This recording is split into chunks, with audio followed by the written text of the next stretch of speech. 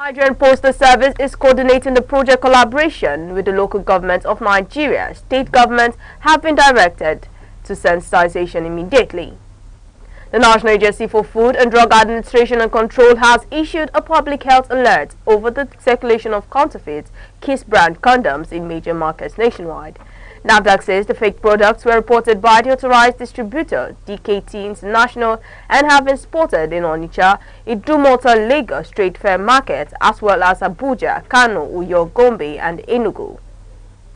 The agency warns that the counterfeit condoms do not meet safety standards and could fail to prevent sexually transmitted infections and unintended pregnancy. NAFDAC is urging Nigerians to buy contraceptives only from approved outlets, verified NAFDAC registration numbers, and report suspicious products to the nearest office. Operatives of the Department of State Services have arrested 2 suspects linked to the kidnapping and murder of neurologist Professor Ekanem Ephraim in Cross River State.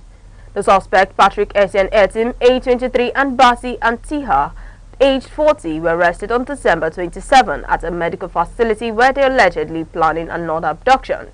Security sources say the suspect confessed to abducting the professor from her clinic in Calabar in July 2023 and killing her after collecting ransom. The suspect also admitted involvement in other crimes, including kidnapping and vandalization of electricity infrastructure as investigations continue. Suspected Boko Haram insurgents have attacked Mumbang and Za communities in Hong local government area of Adamawa State. A resident, Mr. Mbosa John, confirmed that several houses and businesses premises were set ablaze during the attack. He said residents fled into nearby bushes to escape for the violence, while casualty figures could not be immediately confirmed. Efforts to reach the chairman of Hong local government area for official comments were unsuccessful as at the time of filing this report. The Nigerian military says it is monitoring movements of Boko Haram and ISWAP fighters following recent United States airstrikes on terrorist hideouts. The strikes confirmed by the federal government were carried out as part of counter-terrorism cooperation between Nigeria and the United States. Community leaders in parts of Benue and Sokoto State have reported unusual movements of armed groups into nearby areas after the operation. Security agencies say surveillance has been intensified to prevent the regrouping of spread of the fleeing fighters. Igbo Archbishop and bishops in collaboration with Ohanese and Dibo have declared the last Saturday of January as the Igbo War Day of Adoration and Thanksgiving. The maiden observance has been fixed for January 31, 2026, following consultations and reflections on the survival of the Igbo people after the Nigerian Civil War. The clerics say the annual event will unite Igbo worldwide in gratitude to God for preservation, protection, and progress over the years. Christian dominations across Igbo land and the diaspora are expected to hold special Thanksgiving services in the Igbo land between 9 a.m. and noon on today. News around the globe is currently live. Remember, you can stay connected with us on all social media platforms like Facebook, X, Instagram, TikTok, and YouTube, or at Aneke TV. Now, a quick recap of the major stories making the news. The federal government has commenced the local government proof of address verification scheme nationwide. Igbo clerics have fixed January for the observance of the Global Day of Adoration and Thanksgiving. And coming up shortly, President Trump and Israeli Prime Minister Netanyahu meet to resolve Gaza stalemate. And on business and entertainment, fourth national grid collapse wreaks havoc on Nigerian businesses. Ogun State government mourns victims of road accidents involving Anthony Joshua. We'll be right back. Join us on Arena, Aneke TV's premium current affairs program, where politics, development, and governance come alive. Every Monday, Wednesday, and Friday, we host top professionals and thought leaders who speak their minds on issues shaping Nigeria and the world. It's inclusive, enriching, and absolutely captivating. The roadmap is let's have our environment secured so that investors can come. If you don't know what economic security is, kidnapping will tell you what it is. You kidnap for ransom. Customers are going to get these meters, and like we said, it's at no cost. There are things that the law can handle. But when you leave it, you want to use a kinetic approach alone.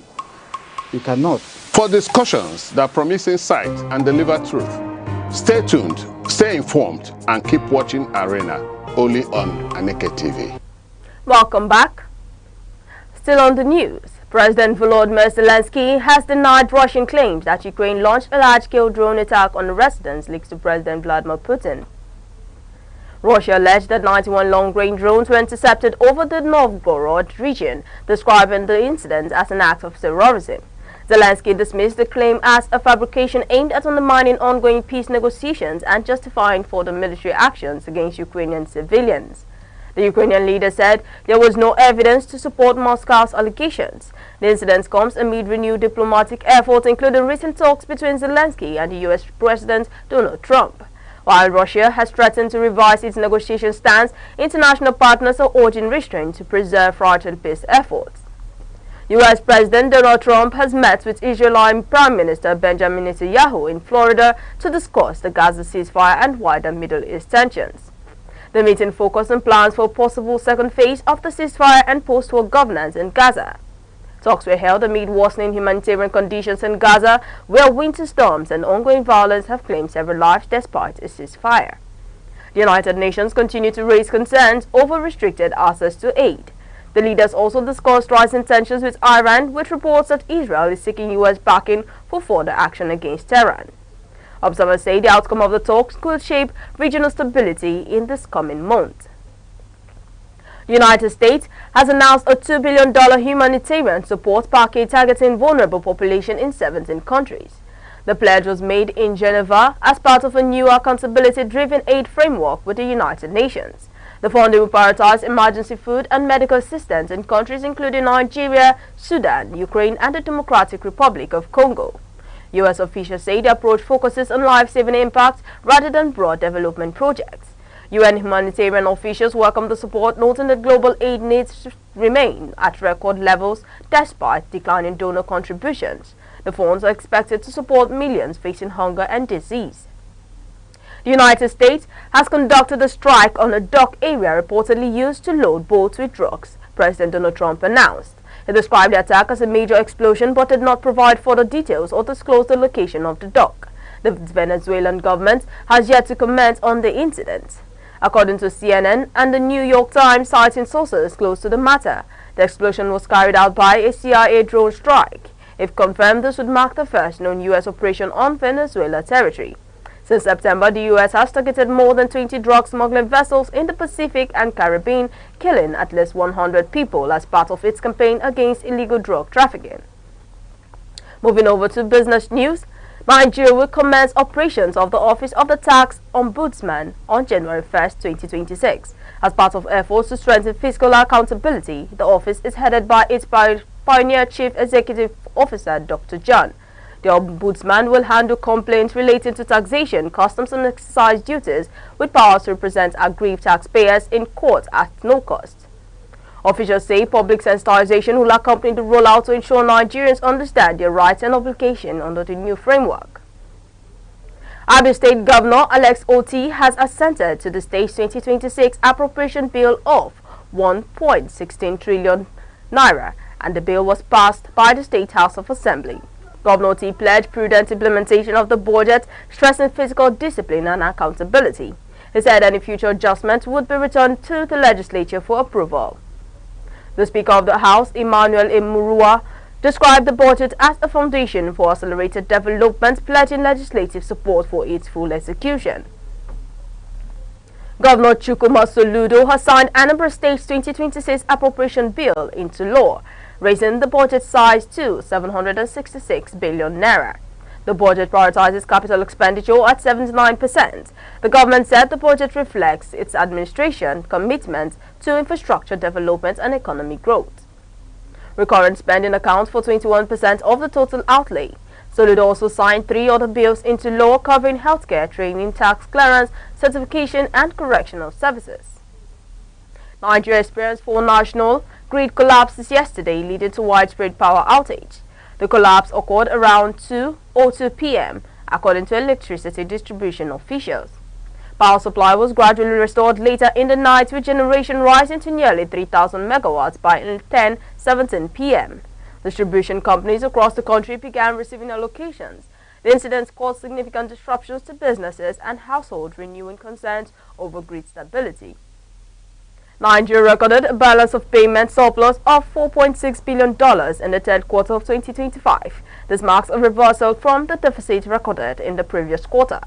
The Central Bank of Nigeria attributed improvement to stronger financial inflows and better reserve management despite weaker trade earnings. The financial account posted net lending, indicating improved foreign assets accumulation during the period. Transactions through automated teller machines rose by nearly 198% to 36.34 trillion naira in the first half of 2025. Data from the Central Bank of Nigeria also shows a sharp rise in transaction volumes. Point-of-sale transactions increased to 147.19 trillion naira, while check transactions recorded modest growth. Analysts link the rise to increased digital payment adoption. The figures reflect growing reliance on electronic payment channels across the country. The naira traded steadily against the US dollar at the official market on Tuesday, exchanging it about 1,448 to the dollar. This reflects marginal appreciation from the previous sessions. In the prior market, the currency exchange between 1,720 naira and 1,735 naira per dollar. Analysts attribute the stability to reduced year-end demand and CBN interventions. Market watchers say volatility has eased compared to earlier in the quarter. The World Bank has warned Nigeria and other African countries to diversify exports and implement fiscal reforms amid rising debt levels. Nigeria's public debt rose above 152 trillion naira in mid-2025.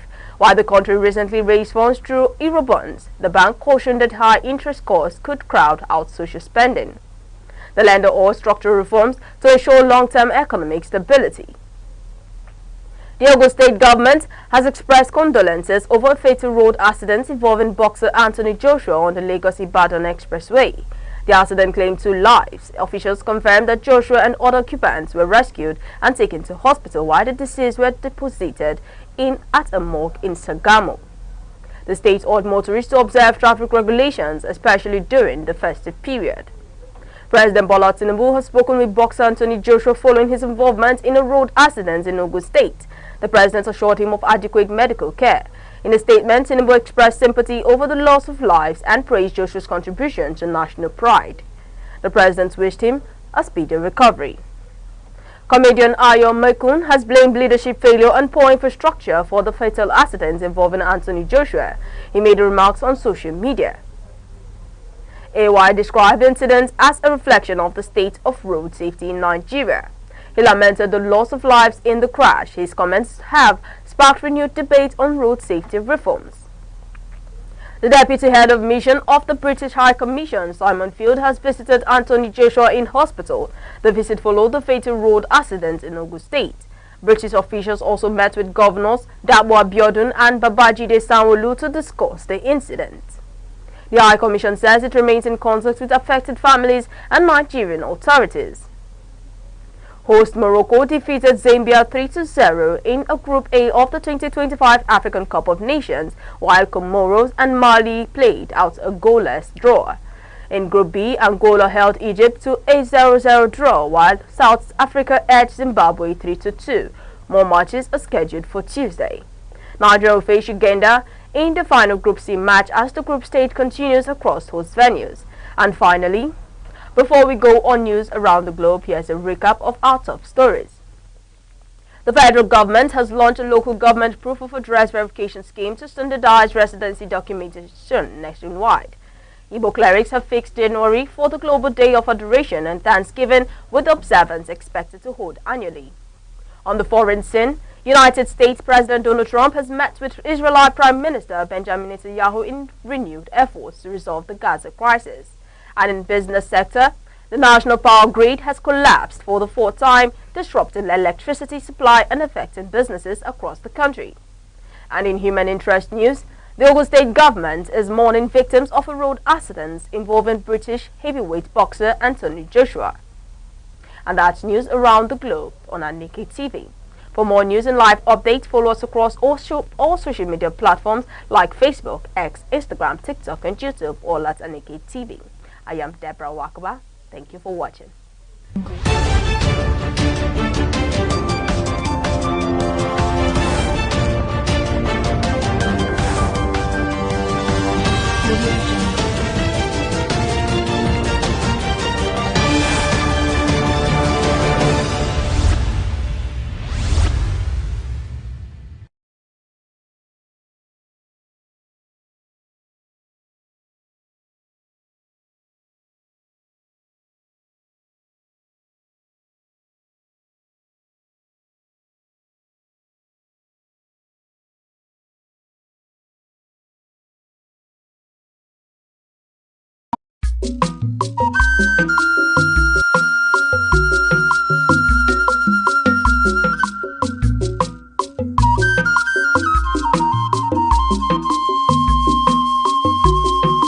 Aneke television.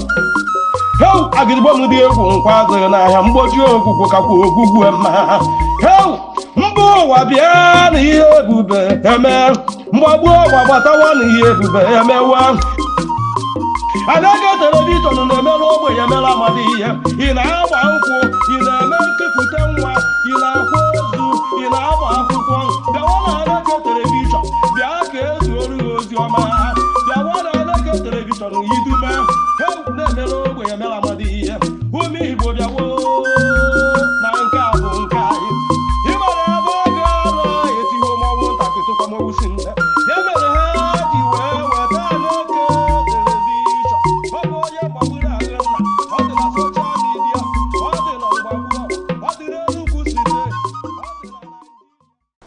Police checkpoints.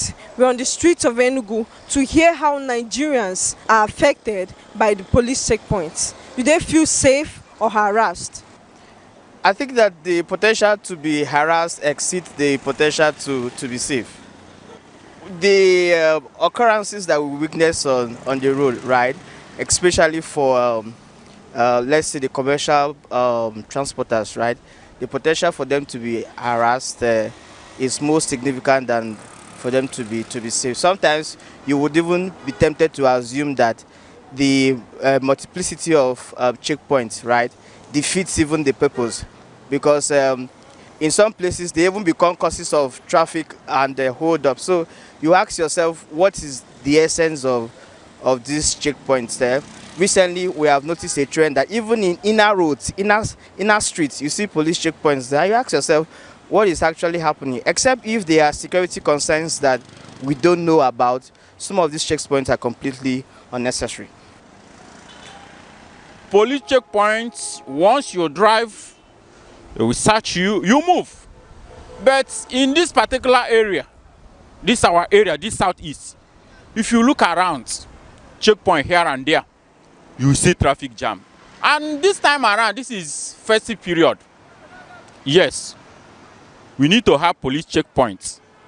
But the management of that checkpoint matters. You don't need to kill people on the ground that you are doing stop and search. You allow free movement.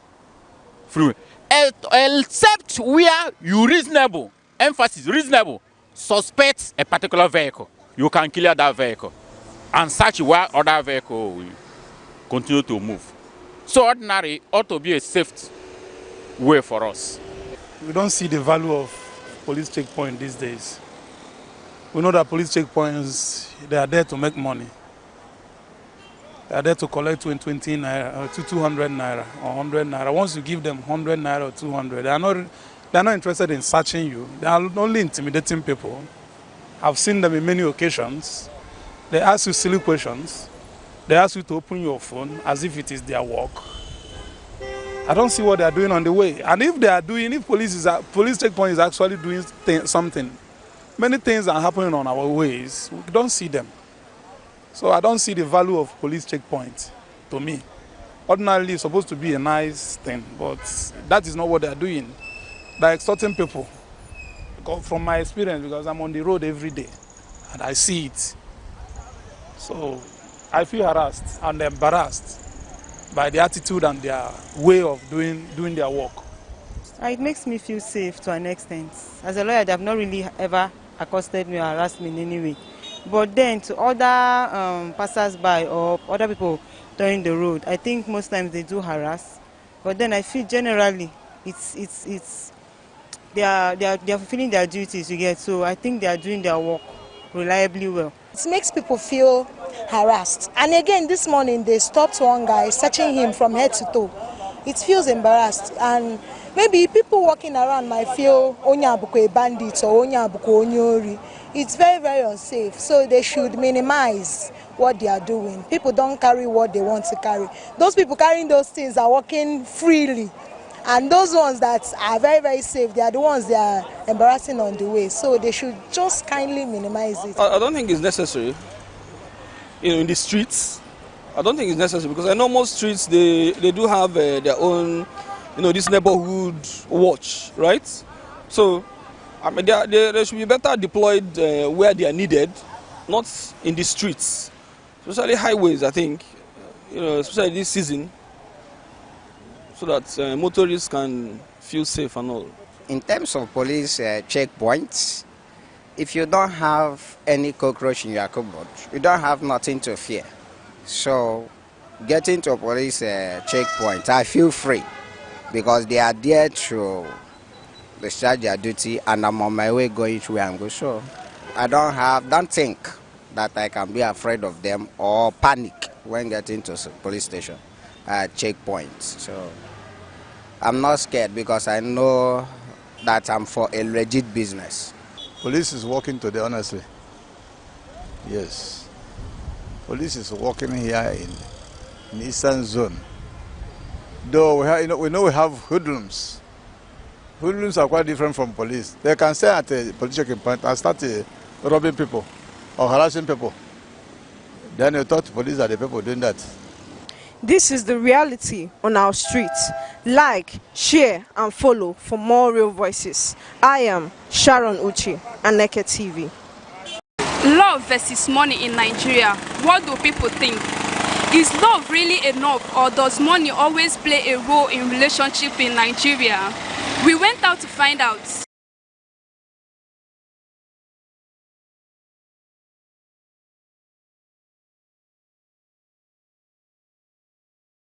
Of course, yeah. Love can survive without money. It depends on the partner. When you both of you are in love, you believe in future, that tomorrow will be better than today. So with the love, with togetherness, you can make it. You grow your family, you grow your love, then money can now come in. But you can see a family where there is money. When you enter there, the money might vanish away and the love will also disappear. But once you have that genuine love will be there, then the money will also be there too. Like myself, I married an average man. He's not wealthy, but they are living together happily, surviving the Nigeria harsh economy. So that's why I said that, yeah, with the current situation in Nigeria, love can still exist without money. Currently in Nigeria, I'm not sure. It depends. If the two partners are both financially okay, it can. But if it have to do with two broke people, I'm not sure. If I'm broke, I cannot marry a broke guy. I can't think about marriage. So that's it. It doesn't work like that. Yeah, I think love can survive without money. Because love can be exchanged with materials. It's not just about money. And it can be exchanged, it can be shared with value. When you offer value, you are not just offering money, you are also offering hope and any other things that comes with it. It's not just about money. But money helps in spicing it up, though. It's a very difficult thing, a very difficult situation, if you put it like that, because at times money is what keeps things stable in a house between two people. If there is no money, a lot of problems comes up, a lot of financial issues can cause relationship problems, can cause arguments between the two individuals. So it's not that it cannot happen, but it's very difficult. But it's possible because at times partners can be very supportive of each other and help out no matter the situation that arises. So it just depends on individuals, how they behave and their own traits towards their partner at times when difficulty arises. That's what will determine what will happen. Of course, it can survive. Love is something that is so mutual and is emotional. So even without money, if you love someone, you can work hard with the person so that the money will come. You get? Like as a lady now, if you meet a man that doesn't have money or a man that has money, as a lady you are supposed to be investing in yourself too. So that even if the guy does not have, you'll be supportive to the person, to the guy that is with you. So love can eventually survive without money. As far as you are hardworking and you have ambitions, I can go with you because I know that once you are working and working, one day it will click and everything will be fine. Human beings need money to survive. It's not even about love. Every day you live, you must sustain your physical body. So as a human being, for you to live, you need money. Then love is an expression of our living reality. So as long as human beings require money to live and survive, it's already obvious that whatever relationship you are in, you will require money to survive. After God is money now. Because without money, there will be no love. Apart from God's love and God himself. Every other thing without money is just fake. Absolutely. Yes, because there's true love, shall. There's a guy who love a guy without his money. For me, I can stay. As far as the love is good without money, I can stay with it. But if the girl love me without my money, it's good, shall. No, you cannot. Because nobody feel love you if you don't get money now. That is it. Even you would ask me a question, I know say you don't feel love me if I don't get money. That is it now. Of course, it's possible. Of course, it is. It is possible. Only when we love genuinely. Just like Christmas. The reason why we are celebrating Christmas, that is Jesus Christ. There is no love that is greater than the one that he has shown. His love is not because of money. And he gave us that example. If we can follow his footsteps, it is very, very possible. Love is not money, but sharing. For me, everything depends on the understanding we share. Love can literally survive between the man or the woman or between the country. Like, everything depends on how we understand it, you understand? So that is the same. But most especially for me, the money is important. Because there are some certain things that money is being used for in the relationship. So that's the thing. What else? Okay, I don't understand the question. Love will survive in Nigeria. As in, love can survive in Nigeria without money. Even money will not even survive in this Nigeria. Talk more of love. It's better we find love outside the country. That's what I'm saying. From the streets of Lagos to towns across Nigeria, opinions are split. So what do you think? Can love really survive without money? Drop your thoughts in the comments. Mesoma Igwago, Aneke TV.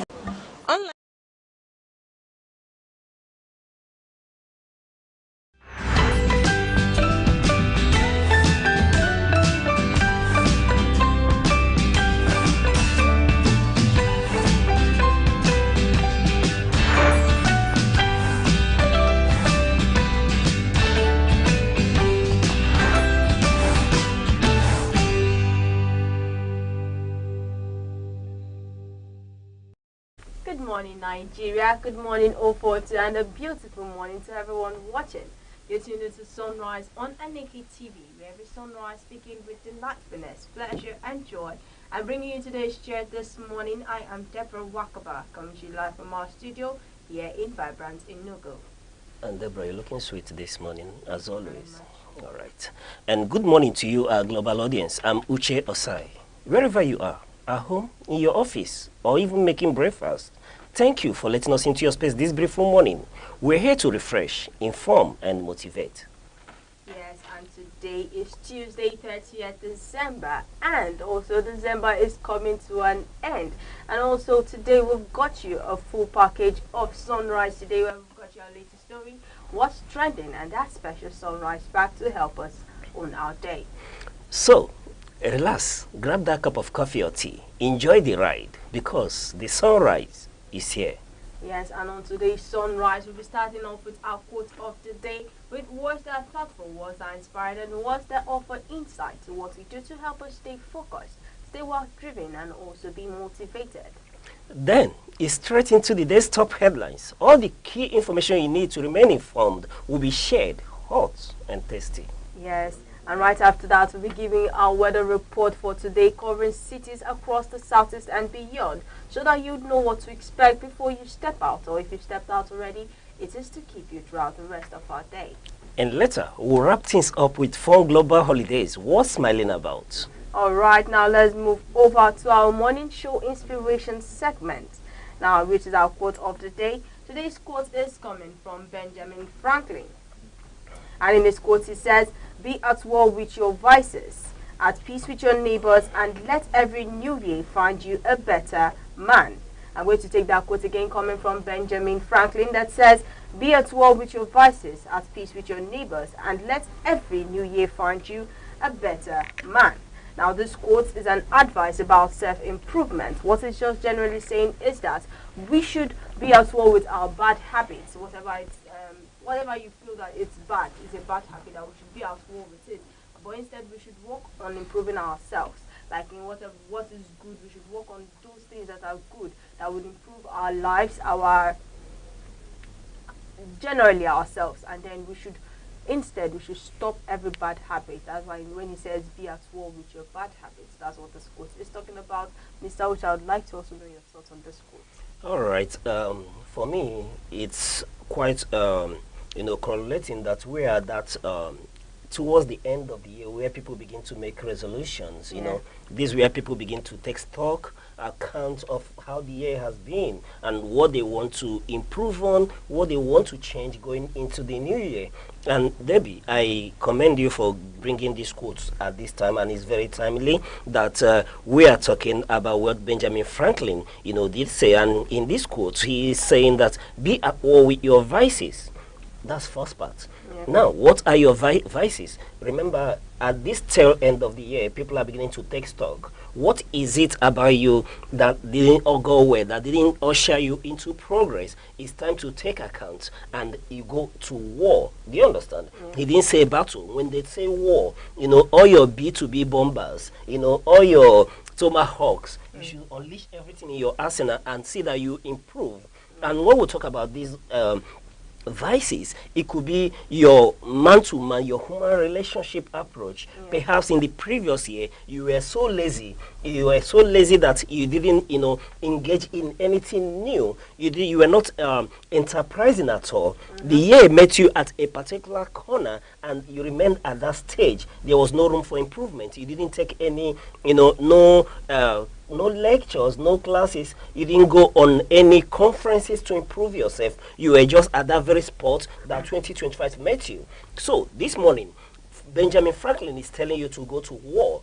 Be, determined going into the new year by declaring war on those very vices. And these vices, let me take you to my brothers as usual. Let's go to the market. Yeah. You understand? How and where did 2025 meet you? The 2025 meet you hawking, throughout the year. That means if you're still at that spot, there was no improvement. Yes. Because if you hawked in 2025, it's expected that at this tail end, you hawked, you hawk wares where you hold wares in your hand moving about in the market.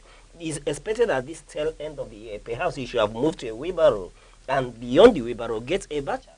So if the year meets you at that very spot, you've not improved. That means you've not shown, a lot of entrepreneurship, going forward. And Benjamin Franklin is telling you that it's time to declare war. That 2026 shouldn't meet you at this very spot. Then let's take it to the organizational aspect. Do you go to work late? It's time to declare war on those vices. What's your apple like? Are you a very poor performer? It's time to determine that you are going to improve. And then going to the second part, which is quite important, I mentioned your man-to-man relationship. What is your state with your neighbors? And it's quite important. So this is where you begin to make peace with your neighbor. Like Benjamin is telling us, first of all, it did tell you to go to war with your vices. And that your vices could be that you're not at peace with your neighbors. You say go to war. Then that means make peace with your neighbors. If that's your vice, make peace with them going forward. And let the new year find you a better person. It's very wholesome, in this very quote, that you should be a better person going into 2026. Whatever resolution that you've made, should, be spot on, and you should be ready to fight to, not just because you've made the resolution, but see that you imbibe and uphold and implement them going into 2026. In all, Benjamin is telling us that 2026 should meet you a better person. And Debbie, let me thank you once more for this very quote, because it's timely. We are getting to that part of the where people begin to say, I used to drink a lot of water, I will no longer drink water. I used to go to work, New Year resolution. I used to go to work late, I won't go to work late again. So whatever your New Year resolution is, that Benjamin is telling you now, those other vices, go to war with them and see that they don't join you moving into 2026.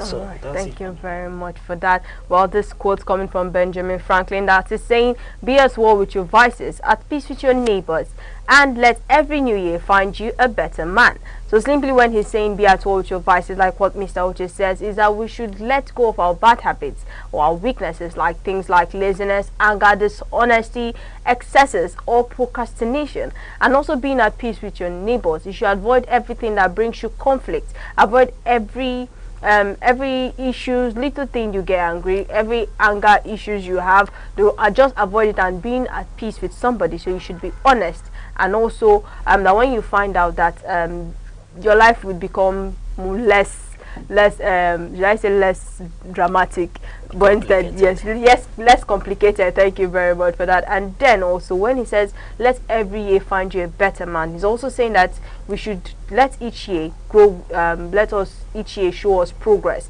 and also that we don't have to be perfect, but we should be better than the way we were last year. So let us make each new year as we're stepping into 2026 after tomorrow. So we should let each year make us wiser, make us grow, make us you can also make us be more disciplined, or also more considerate. Now we should let go of our habits, our bad habits, be considerate, and also make peace with anybody you're in problem with, anybody you're fighting against, or your neighbors, your brother, your sister, anybody close to you who you've been keeping malice with throughout this year. You can also make peace with them coming next year. Like we always have our New Year resolution and also theme of each year. Now let us make this next year that we're going to step into, that let's make 2026 a better year, and also find ourselves a better person.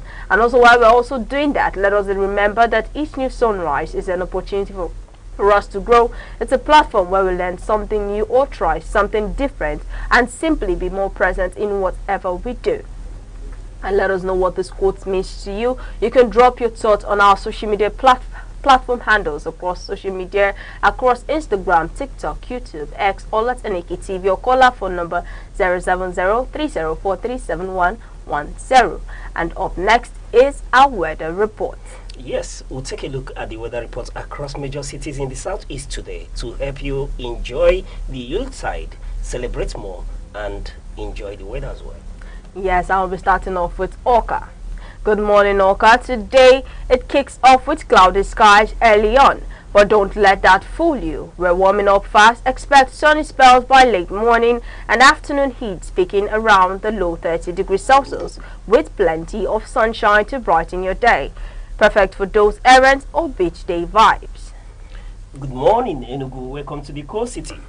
It's looking like a toasty, mostly sunny day with clouds breaking, giving way to warm afternoon temperature. You will see the mercury climb well into the 30 degrees Celsius range. So light clothing and sunscreen are your best friend. UV levels quite high, so rock that out. And in Abakaliki, you're getting one of those gorgeous dry December days, so expect hazy sunshine all day long, heating up nicely by midday and staying warm into the afternoon, which is a perfect weather for exploring, chilling, or sipping chilled drinks with friends. And good morning, Imo State. Over to my favorite city, Owerri. You are in for a beautiful mix of sunshine and friendly clouds. Morning starts cool, but by midday it's warming up into the low 30 degrees Celsius with mostly sunny skies, little to no rain. Just good old-fashioned dry December vibes. Great day for markets, hangouts, and outdoor fun. Alright, and now in Umuahia, it's a sunny and warm day that awaits, so expect hazy sunshine through the morning and afternoon, peaking in the mid 30 degrees Celsius. Later in the evening, clouds ease in a bit, dropping temperatures into a comfy night. A perfect balance of warmth and calm. So, wherever you are in the southeast today, stay safe, stay cool, dress light, but do remember that either rain or shine, we've got you covered. And this is your weather report here on Sunrise on Aneke TV. We'll take a short break and we'll be back with more updates.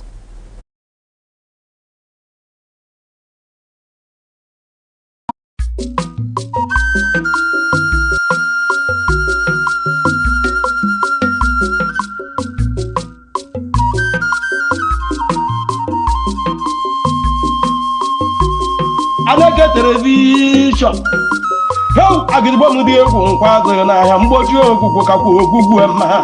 Heu mba ụwa bịa na ihe ebube eme mgbagbu ụwa gbatawa na ihe ebube emewa. Aneke telivishọn na-emerụ ogbenye mere amadi ihe. Ị na-agba nkwụ, ị na-eme nkepụta nwa, ị na-akwa ozu, ị na-agba akwụkwọ. Bịawa na Aneke telivishọn, bịa ka ezuoru gị ozi ọma. Bịawa na Aneke telivishọn idume. Heu na-emerụ ogbenye mere amadi ihe. Ụmụ Igbo bịawo na nke a bụ nke anyị. Ị mara ebe ọ ga-anọ etiwo mọnwụ ntakịrị tụkwa mọnwụ si nne. Ya mere ha ji wee weta Aneke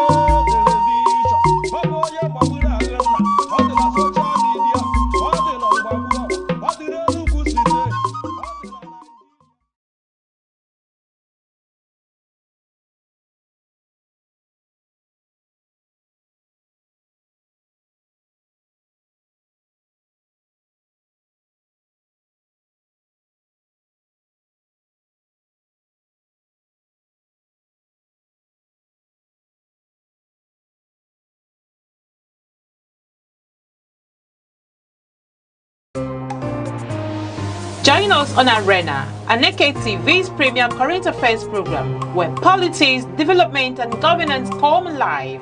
Every Monday, Wednesday, and Friday, we host top professionals and thought leaders who speak their minds on issues shaping Nigeria and the world. It's inclusive, enriching, and absolutely captivating.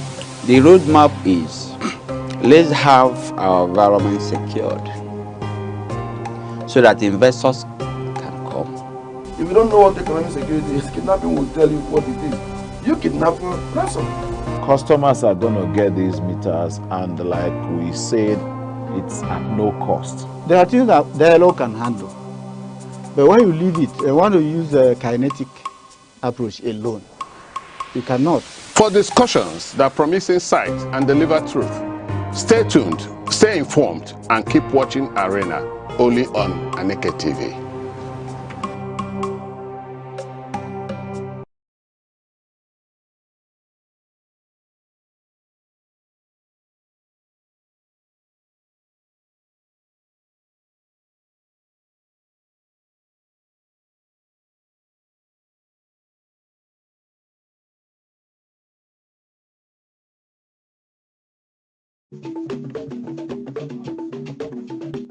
The Insight with Uche Osai. Having the political will to confront whatever is the challenges. Igbo man wrestles with the tortoise that had a lot of ingenuity, a lot of ideas, and the tireless. It will take the broad mind of government in power to say, let there be electoral reform, no matter whose ox is God. I was there. We did everything. All of us came and supported him with our last blood. In-depth analysis, expert views, real voices, uncover the stories shaping Nigeria today. Deep dive, honest, unfiltered, only on The Insight with Uche Osai on Aneke TV. Join us.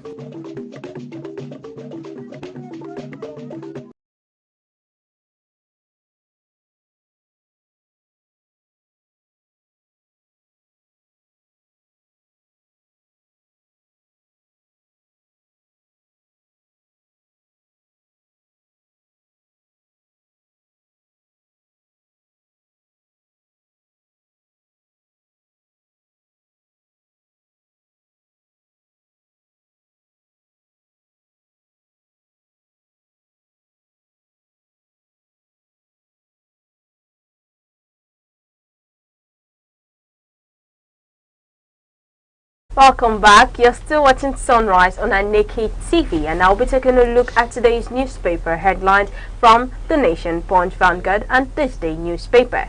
And joining us this morning is Mr. Good Hope, the sports oracle and the commissioner for enjoyment. Mr. Good Hope, it's good to have you on Sunrise this morning. Thank you so much. Good morning. You're very welcome. Good morning, Sunrise. And you look like you've commissioned many enjoyments. Yes, I have. Over the weekend and over the past few weeks, I have been doing well. Commissioning water and you know, commissioning water.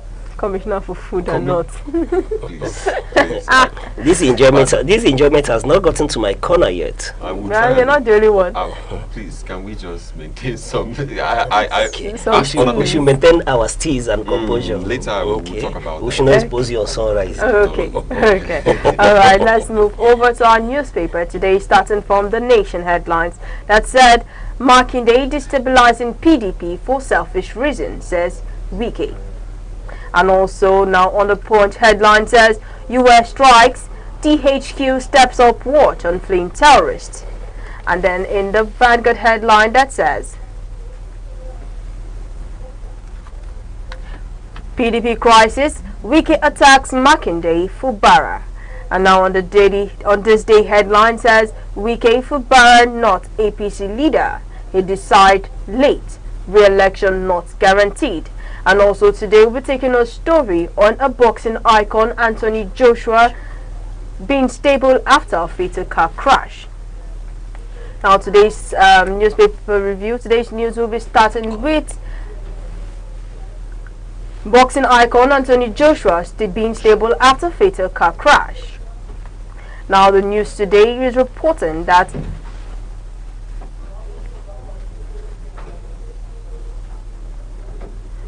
today in the news today we could see about a boxing icon, Anthony Joshua. World famous boxer Anthony Joshua has been reported to be stable and responding to treatments following involvement in a serious car accident. Fans across the globe breathed a sigh of relief as early medical reports confirmed he escaped life-threatening injuries, and more updates are expected from his management team. All right. Let's first of all take a look at that very video, showing the scene of this very incident. Nobody go carry him. As you can see,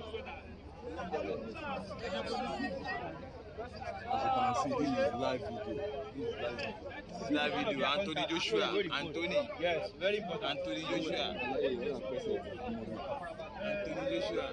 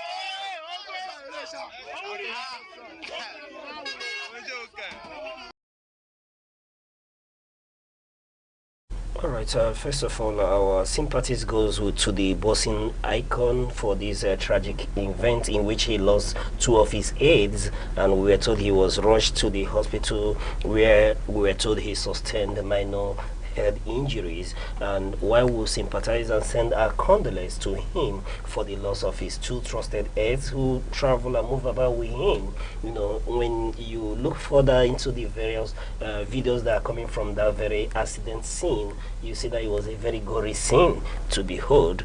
But while we will send our sympathies and then, condole with him on the loss of his aides, I think it's quite germane that we begin to talk about the issues related to this very accident. The FRSCN has come out to, lay the accident to overspeeding and the rest of it. But for me, I would want to speak to the very scene that we've seen, the rescue scene. And while we're excited that Anthony Joshua is still alive, breathing, but you look at the handling of the rescue operation, that leaves a lot of things to be desired. Telling you about the situation in Nigeria, where for me, I wouldn't want to take a swipe at leadership in Nigeria, but it takes you a lot of things where we've seen many accident victims die because of the emergency treatment that is not available. In a scene of an incident of this magnitude, not taking away the very status of Anthony Joshua. Imagine if he were on ordinary Nigeria, where we needed an emergency response team like an ambulance to cater people to the hospital immediately. There was none. You see that Anthony Joshua, having been evacuated and rescued from that very accidented car, where he was moved out from that very vehicle, and then coming out where you expected that first aid procedures should be the in thing. You see everybody around who were there to help him, whom I commend, there were no first aid procedure in the instant, where you expected that he's not supposed to be on his feet instantly, but he's meant to be on his feet, walk the distance. There were no stretchers. I didn't see ambulance. I didn't see a response team, even given the status of the very individual in question. We begin to bring attention to the plight of common Nigerians who, a number of times when you take into account the number of accidents on that very road, from when you talk about Ibadan, Lagos-Ibadan Expressway, there are a lot of accidents seen from this very place. If it were not Anthony Joshua, perhaps this may not make this level of headline the news is making at this moment, but because of his international status, being a boxing icon who just won a bout recently, in less than 2 weeks he just won a new bout where he defeated Jake. You would know better, Mr. Good Hope. But that takes you our approach to issue in this nation. A number of times we'll talk about voting huge amounts of money into rehabilitation of hospitals and all that. But what happens on our highway, where you see accident upon accident a number of times, there is no emergency response, like I've mentioned, and there's no, when you talk about emergency response, then our people are not skewed on first aid approach to issues like this, where we need to create more awareness on how to respond to situations like this. We've seen situations where people died because of the lack of first aid knowledge. There have been incidents where people were rescued, people who were drowning, but for the fact that nobody could administer a first aid, you see such individuals slipping to coma and possibly losing their life. And this young man was meant to walk to another car where he was evacuated from that very scene. You understand? Where he was evacuated from that place, walking on his feet, which is never seen. And then I want to begin to tie it to the tax that Nigerians are meant to pay going forward. And you want to ask, what is the government's responsibility in Nigeria, where even I keep pointing to the status of this individual? There was no emergency helicopter coming to pick up that will arrive at the accident scene to evacuate the survivors immediately for emergency treatment, and they are being made to walk to the car, being moved in a non-ambulance. He was meant to sit in front of a car, someone who has survived such a gory accident. It leaves a lot to be desired in our climb, our leadership approach in Nigeria. There are a lot of things that needs to be reimagined on our approach to things. Talk about highway as busy as the Lagos-Ibadan Ogun State Expressway, and we do not have such response. For me, it leaves a lot to be desired, and it breaks my heart more, because this has begun to, when you listen to the international media report on this very incident, it tells you that Nigeria, it doesn't leave any good image for the country, going forward. But Good Hope, I don't know, perhaps I see things differently. Let's take a look through your eyes how you view the incidents at that very scene. Well, thank you very much. First of all, I would say that this is not just the time we could blame anybody, because we are grateful that lives at least Anthony Joshua's life was spared and his driver's life also was spared. But I can tell you for a fact, I won't particularly blame the federal government or the road, whatever we have said concerning the road, because life happens and things come up. We may not have a lot of questions about that. Because why I said I wouldn't blame the federal government, he's not the only user that was on the road yesterday. Of course, the accident was seen from the experiment of the FRSC that it was due to overspeeding. When you talk about overspeeding in such a luxury car, it's a luxury super sport. Of course, I am a fan of cars, so I know the capacity where one can match the throttle and it goes overboard. So, and those cars are the cars that could lose control on its own when it is not, if it is not properly controlled or properly handled by the driver. Well, why I'm saying also that I don't want to blame the federal government is because we could say that such a thing happens all over the world. Even this year, we lost a footballer, Diogo Jota. He had an accident with his Lamborghini. He had an accident, and it was very.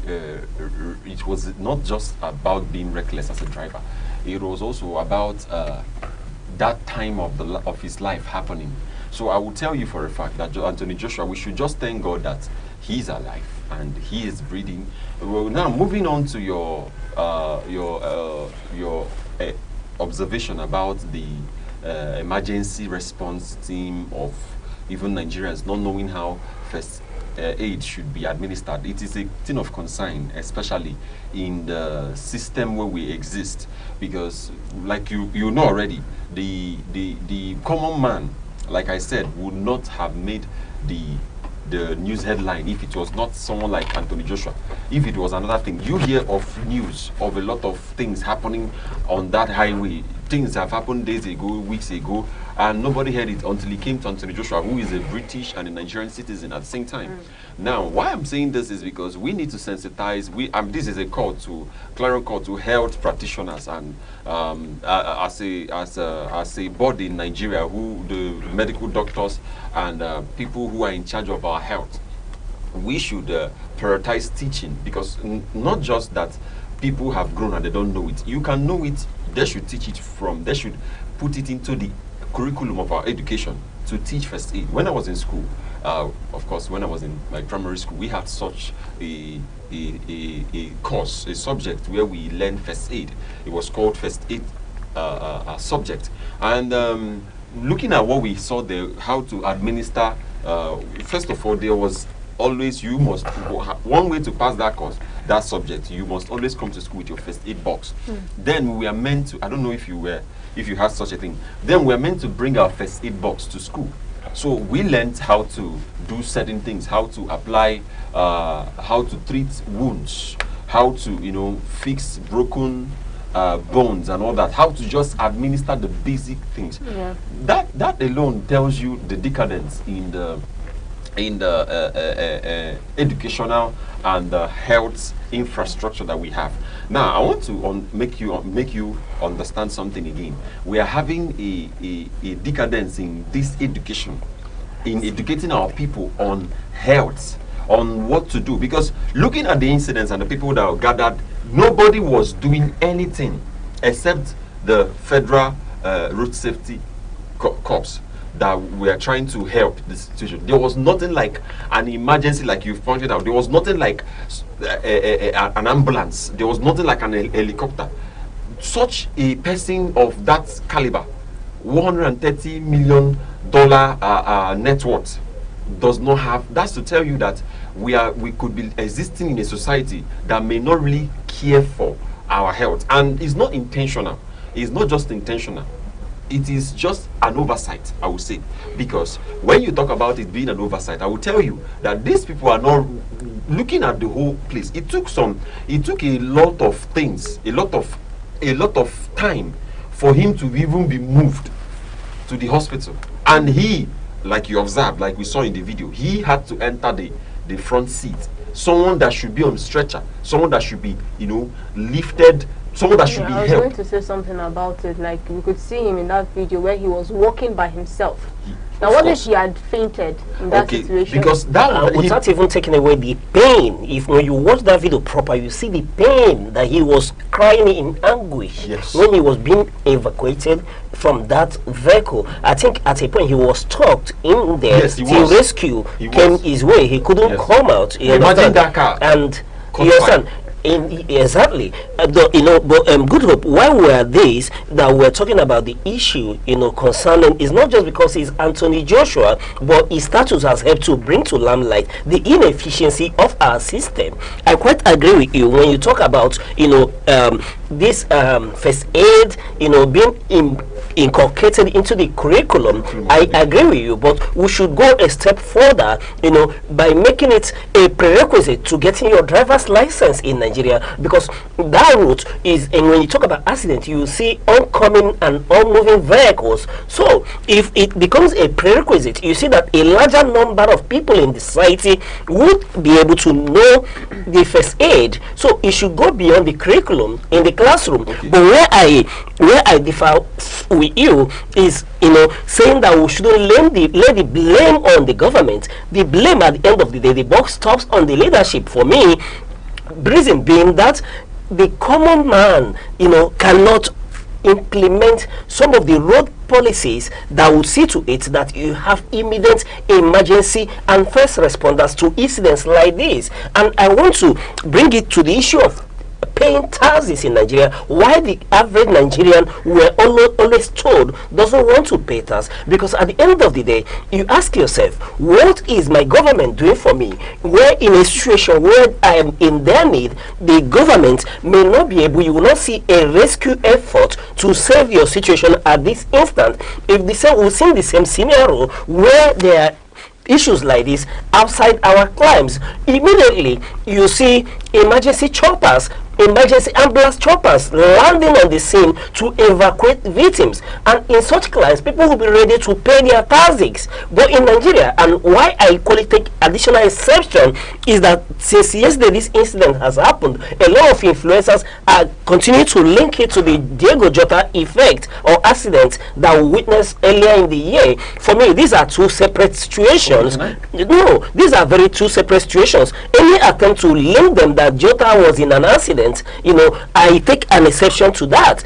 We shouldn't, take our inefficiencies, because this is inefficiency. And in other climes, the leadership, the government, the federal government and the state government should bury their heads in shame, because they failed in their very basic, expectations in terms of rescuing life in emergency situation. Okay, talking about the tax, I will tell you, or I will ask you a question.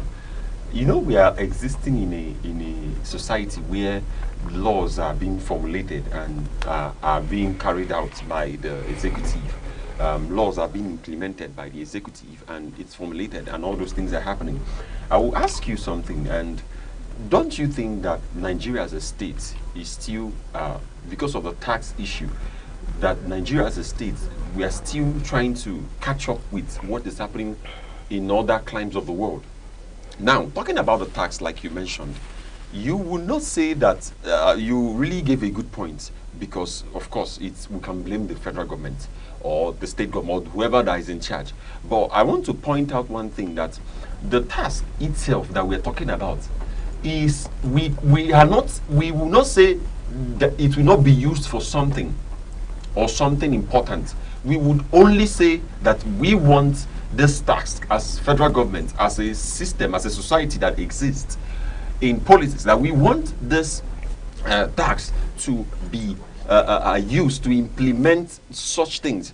Now, we are not used to paying tax in Nigeria. We are not used to, of course, a few years ago, there was value-added tax, and I'm talking about the common man. I'm talking about the common man is not used to paying tax. Mr. Good Hope, we are not used to paying direct tax. Mr. Good Hope, I cite the issue of tax because I try to link it to service delivery. When you check, is not. No, it is an introduction into the system. No, they are in pari passu. Where I differ with you is that we should not condone inefficiency, right? And I try to bring up the issue of tax. Let me give you an example. When we talk about power, for example, when this administration came in, you saw where we were introduced to band, where you had band A, band B, band C, and when you're on band A, for example, you had a certain hours of flight where when you're in band A, you expected to have at least 23 hours of flight, and you pay for it. People are happy to pay because they are seeing the light, and it's synonymous with tax when you see that your taxes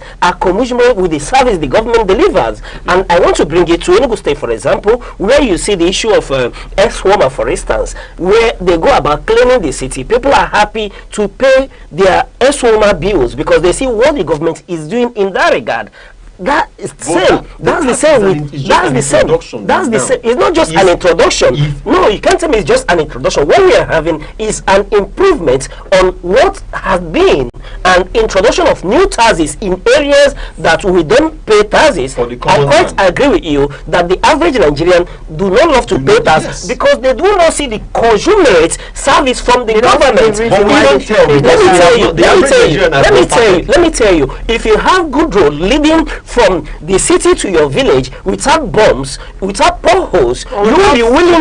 Yes, when you're told to pay for road maintenance, you pay without question. When the issue of security is involved and there are no issues of kidnappers on the road and all that, and you are to pay security levy, you pay willingly. I bet you if the Nigerians are to see consumer service to the tax they are expected to pay, people would pay willingly. I just likened it to the issue of light in Nigeria, where we've had improved system that those who are on band A, for example, band B saw an improved light. I bet that the prices were higher, but you see that people were willing and happy to pay because what they are paying, even though some say is on the higher side, but the light is available for industries who are on this band to be able to, do their work, do their production, and they won't complain. It lessened the manpower hours and the expenditure on using diesel to, fuel their activities. But when people see consumerate service on their taxes, people will be willing to pay their taxes. For example, if you are saying that, okay, going into 2026, where we are talking about for example, the 5% tax bill that will be coming into effect, and we are told that one of such is to handle emergency situations on the highway. And you, for example, we saw yesterday that immediately that accident happened, just on a dial of a number, we saw an emergency response and choppers coming to lift victims from the scene. People will be willing to part with their taxes without government, forcing them to go into that. And that's my take on that. Unfortunately, this is a high individual and is brought a limelight on the situation. Label what you said, that many people are falling victims to this very incident because nobody is speaking about it. And the incident of Attorney Joshua has given us an opportunity to talk about the inadequacies, the inefficiencies of our government, what ought to be, and that's why we're discussing and talking about it. Well, for me, I will tell you that from what you've said, you are right. We are seeing it as a generic issue. But from the tax that is being introduced, we will not really conclude on that, on the federal government not using what they have said, or not having a consumerate addition or usage of what you are being paid or what you are paying for in tax, because this tax law that starts 2026 is still going to still going to come into place. So we are not going to round it up. No, Mr. Gudo, don't get me wrong. I'm not trying to judge the government before 2026. I just likened it to a situation where people are beginning to relate the incident of Diego Jota to the Nigerian scenario. And I'm telling you, but remember, if we have an improved service in Nigeria, I just liken that people will be willing to pay whatever government is asking for by pointing out the inadequacies of our system, because there's no emergency responders. Anthony Joshua was meant to walk on his feet where he should ought to have been on a stretcher, where there ought to have been an ambulance, to the situation immediately, Yeah, and we assume to his evacuation. That's why I'm linking it to the situation where you said that in this scenario we shouldn't judge because that I'll blame it on the part of government. I'm trying to say that there should and would have been an improved system, and if we were in other climes and we saw the situations like this, somebody will be held accountable for it. And in the case of Diego Jota, would they say that immediately, despite where he was, where the incident happened, we saw immediate response. There was emergency choppers that landed instantly to see to the situation. Though, yes, in his case was a different scenario where there were the combustion led to a fire break, I suppose. So, but you will see the intent and the effective mechanism that were put in place to check such scenarios. Okay. Do you understand? Yeah. Even when the FRSC has come out to tell us that it was as a result of our speeding, I am quite apprehensive to how they arrived at that conclusion. Why I do not dismiss it entirely is perhaps there may be an eyewitness account at the site of the incident. Do you understand? But in the case of Diego Jota that we are citing, there were a couple of days for investigation before they arrived at a conclusion that is tire burst, but because of the speed, they were unable to control, the car. So, good hope, if we were to bring it to our climb, there should be an improved service, and somebody should be held accountable, and leadership should be held responsible for that. And that's my take on it. Yeah. All right, thank you very much for that. Now we're moving over to the next paper coming from the Guardian headlines that says PDP crisis deepens as Wike attacks Makinde Fubara. Now the PDP internal feud has taken another turn while Wike launching fresh verbal attacks on both Governor Makinde and River State Governor Similaye Fubara. Wike accuses them of betrayal and poor leadership, escalating tensions within the party and raising concerns about PDP's cohesion nationwide.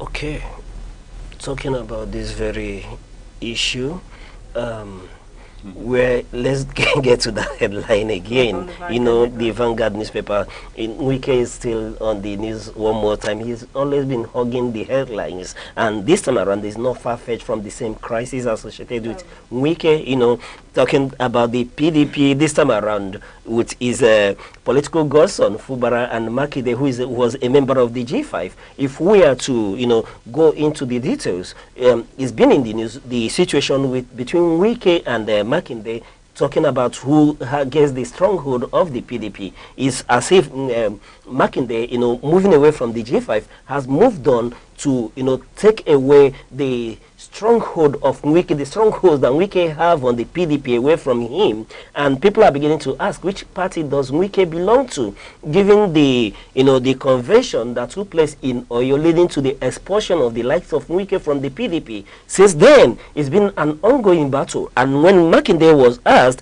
he said that because of Wike's utterances while they were before Mr. President, where he did say in front of Mr. President that he will hold down the PDP for Mr. President come 2027, and Makinde has come out to say that he takes exception to that.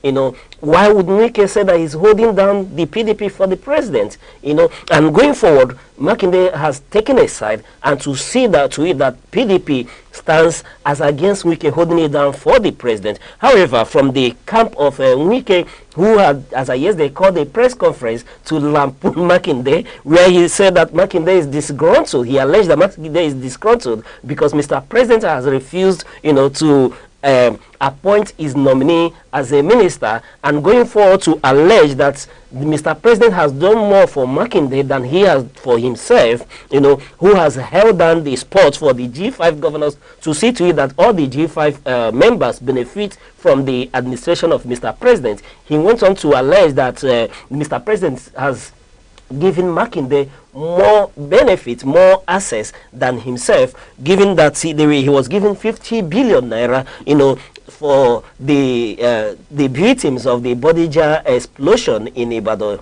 in his state, which they say, they claim that had allegedly had not been put to good effect. Though an heir to Makinde has come out publicly to tell us that that about 30 billion out of that money was disbursed directly to the victims of the incidents, where the remaining balance was used to rebuild the structures that were affected by the explosion. Be that as it may, the question is, what is the issue here? The issue is the battle for the soul of the PDP as against 2027. Wike has no, hidden the fact that he wants to lock down or hold down the PDP for Mr. President, which he has come up publicly to say that he will stand against anything or anybody that would want to challenge Mr. President come 2027.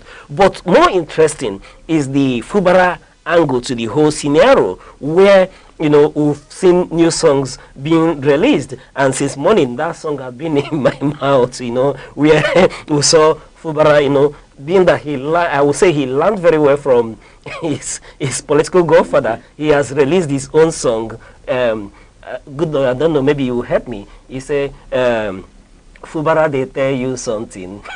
If you they follow Tinubu, no follow corner. Fubara, they tell you something.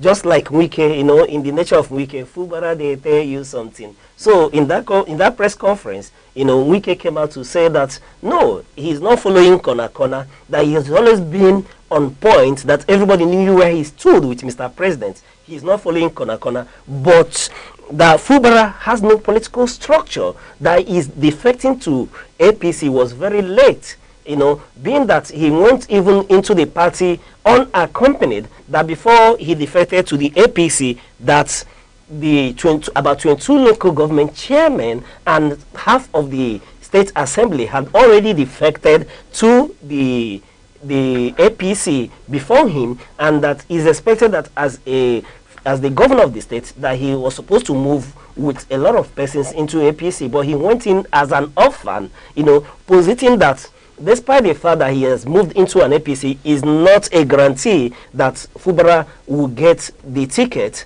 to contest come 2027. And moving forward, that Fubara has no structure, and that he went further to lampoon the PDP, that PDP is dead in Rivers State, upon which the acting chairman of the PDP in Rivers State, Nname, had come out to debunk that claim, that PDP in Rivers State is strong, vibrant, and in existence, though the governor, who he claims is now the 001 of APC in Rivers State, who he said is now the political head of APC in Rivers State.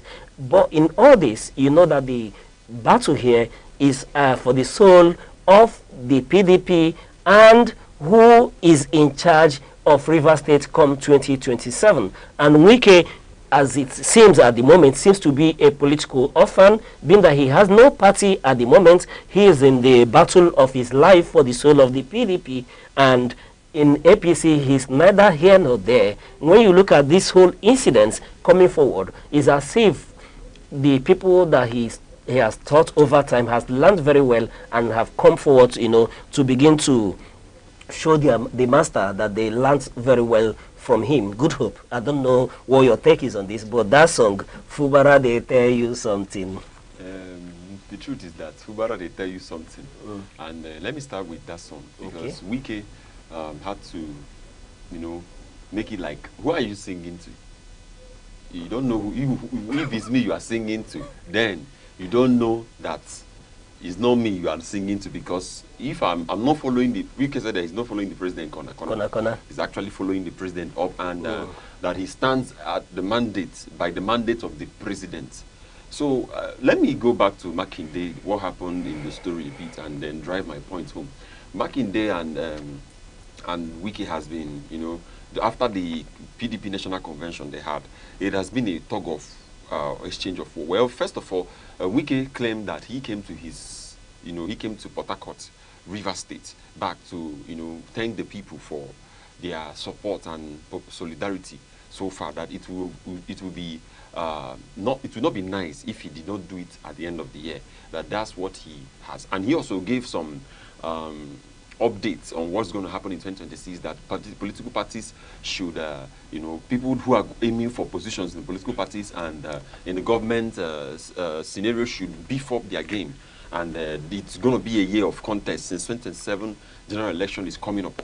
Now, I would say that Seyi Makinde, from his own end, has accused Wike too of, like you said, promising the president of holding down PDP for APC to win. Well, Makinde said that, but there's something that happened from what Wike said. Wike said that in that meeting, there was a chief of staff. There was a chief of staff of the president. He was there. So such political insight would not have been taken. So Wike denied it, that such a thing would never have happened, because the chief of staff was there, because they were trying to be in a more organized manner there. Now, Seyi Makinde too has said too that he supported the president in 2023, but right now, from what he's seen and the mandate that we're giving, he's not willing to do that, and he himself could go for the presidency 2027. Now, Wike, in reply to those things, gave him a more substantial reply from my own end, because Wike said that he accused Wike of being a law graduate by 1997 when he won his first contract, $1 million from Shell. Now, Wike told him that he went for power, he went for money.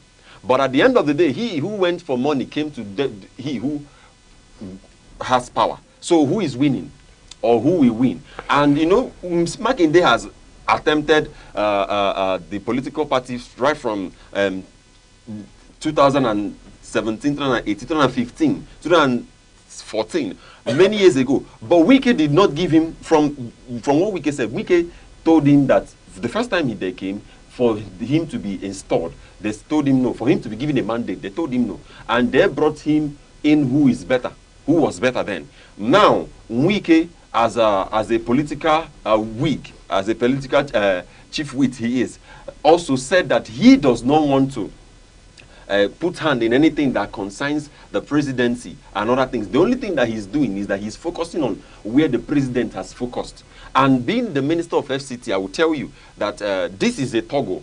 This is a tussle of war. Though it's not physical, it's politics from time is more conversational. And at the end, you see Wike back to PDP. That's the only thing I can predict. Anyway, Wike back to the PDP, that I do not know. But one thing I can tell you for sure, that is a battle of interest, of self-interest, self-preservation. This issue of saying there are no honor among thieves. For Makinde, he's a two-time governor whose tenure is coming to an end, and he obviously has said he has interest in contesting the presidency. So for both of them is the battle for 2027, and their interests no longer align. We know that politics is a game of interest, and at this point in time, Makinde's interest no longer aligns with that of Wike, and Wike did say publicly that he is opposed to anything that will stand on the way of Mr. President come 2027. Yes. For Makinde, it's a battle to rescue the soul of PDP, so that PDP will be a very veritable platform going into 2027. But be that as it may, a lot of people, a lot of analysts has positioned that though this fight had come a little bit late, but is in order for them to rescue the soul of the PDP and to help the country, from tilting towards a one-party state, which it seems to be in favor of the APC and Mr. President, that the nation needs a viable opposition. Yes. And on that ground, a lot of persons are beginning to celebrate what is happening between Makinde and Nyesom Wike. And as it stands, one thing that is for sure is that we do not know that where Wike belongs to at the moment, because he's not a member of the APC officially, and the PDP has indeed expelled him from their fold, though all these are subject to litigation. And while we await how the INEC and the judiciary interprets the whole scenario leading to this very point, what we are having is just back and forth between political heavyweights who are fighting for their self-interest. Yes, of course. That's what we have. All right, thank you very much for that. And now we come to an end of today's newspaper review on Sunrise on Aneke TV. And please do not forget that you can grab physical copies from any of your favorite vendor or catch the e-paper online for more broader information. And now up next is our sports update. All right. As a sports oracle, I have to take a breath, deep breath, so that I can, tell you what's happened. Yes, of course. Anthony Joshua has been on the news about what happened, and it's a pity. I really I wish him great recovery and all, and I pray that he has the solitude to bear the loss of his main guys who have been traveling with him all across the world as he became the world champion and the boxing champion. Now, moving on to AFCON, we had the match yesterday. Angola in the Group B, Angola and Egypt had a draw game yesterday, 0-0 draw. Zimbabwe and South Africa. South Africa won Zimbabwe by 3-2. Comoros and Mali played a goalless draw, while Zambia and Morocco won Zambia. The host of the AFCON, they won Zambia. And you will see that in what's happening in AFCON right now, there's a lot of drama moving. But we can put it on the effect of the whole festive season. So today's fixtures, we have Tunisia versus Tanzania, and we have Uganda versus Nigeria. Then we have Benin Republic versus Senegal. Then we have Botswana versus DR Congo.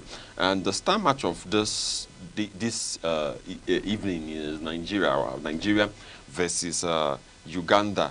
And I don't know how you are going to, the prediction, at every point in time, we come to the point where we can predict what's going to happen in the match. Yes, and we're expecting you, the oracle, to give us the prediction for that match, and it has to be accurate. Then Nigeria is in a good position to win the match, looking at what Uganda has been playing so far. But we can say that Nigeria will score up to 4 goals, because we've seen Nigeria scoring a lot of goals. Up to 4 goals? Yes, Nigeria will score up to 4 goals. Okay, yes, and Uganda will try to score. So what will be the final score? It could be 4-1 or 4-2. Yes. 4-1 or 4-2. Because Nigeria also has learned not to conceive. I'm looking at the team. Mwabali being switched for Uzoho for our second goalkeeper. Let's try another hand, because it's looking like the young man is getting his hands very tough, and we need such experiment. We need to experiment another goalkeeper. And looking at that match being the star match of the week, and I tell you, it's going to be, there will be up. Nigeria will score up to 4 goals, because if you look at the team, we are already a goal-scoring team, and we are doing a lot of things. By tomorrow, we'll confirm whether the oracle is right. Yeah, I'll always be right, of course. All right, so we'll just hope that if you're not right this time, that you come brimming with smiles and ready to take I the would have asked what will be given to the oracle if he comes right. The oracle. Yeah. Oracles eat, is it chicken and this in live chicken, right? No. Would the feather? Okay, dead chicken with the feather. No, that chicken should have green, white, and green on it for a proper sacrifice to the national to the gods. Yes, to the gods of the team. Thank you very much. All right, and that takes us to today's Nigerian stock market update for the market yesterday. The Nigerian stock market yesterday started the week on a positive note. On Monday, December 29, 2025, the all-share index ASI grew by 0.55% to close at 154,389.53 points, up from the previous close of 153,539.83 points. The growth pushed the market capitalization to approximately 98.43 trillion naira, reflecting a significant year-to-date return of nearly 50%. Then this takes us to the top 5 gainers of the market. The market segment was largely positive today, with EcoBank, ETI, and Austin Lars leading the charge with maximum daily gains. The ETI, which is EcoBank, closed the market yesterday at 41 naira 80 kobo, making a plus 10% positive change, followed by Austin Lars, which closed the market yesterday at 3 naira 52 kobo, making a plus 10% positive adjustment. And then the list on these top 5 gainers, for want of time, is Guinness Nigeria, which closes market yesterday at 349 naira 90 kobo, making a plus 9.82 positive adjustment, taking us to the top 5 losers yesterday, led by International Energy Insurance and Maya PLC. The International Energy Insurance PLC closed the market yesterday at 2 naira 34 kobo, making a minus 10% negative adjustment, followed by Maya PLC, which closed this market yesterday at 11 naira 80 kobo, making a minus 9.92 negative adjustment. E-Transat was next on the list, which closed its market yesterday at 11 naira 35 kobo, making a minus 9.92 negative adjustment. Then the last on this list is C&I Leasing, which closed its books yesterday at 5 naira 70 kobo, making a minus 8.06% negative adjustment. And in overall, the market volume activity level rose significantly, with over 1.03 billion units of shares exchanged. And then Access Holding, which is Access Corp, dominated the volume chart, trading over 594 million shares. The financial service sector continued to be the primary driver of market liquidity, accounting for over 60% of the total turnover of volume as of yesterday. And you'll be well informed that the market is open already and trading is going on. But before you make an investment, please do consult a financial expert due to the volatility of the market. Thank you. All right, thank you very much for that. And that was our spot market update. And also, it's the end of today's edition on Sunrise on Aneke TV. And please do not forget to follow us across our social media platform, across Instagram, TikTok, Facebook, X, YouTube, or Aneke TV. And do not forget to call us on 070-304-37110. It's always a pleasure having you on Sunrise every morning. I am Deborah Wakaba. And thank you, Mr. Goodhope, the Sports Oracle, for the update this morning and joining us on the news headline analysis this morning. Thank you very much for joining us. Yes, and I'm Uche Osai. Remember, you're not here to be average. Be unique. Keep watching Aneke TV to come your way same time tomorrow. Bye-bye. Bye-bye.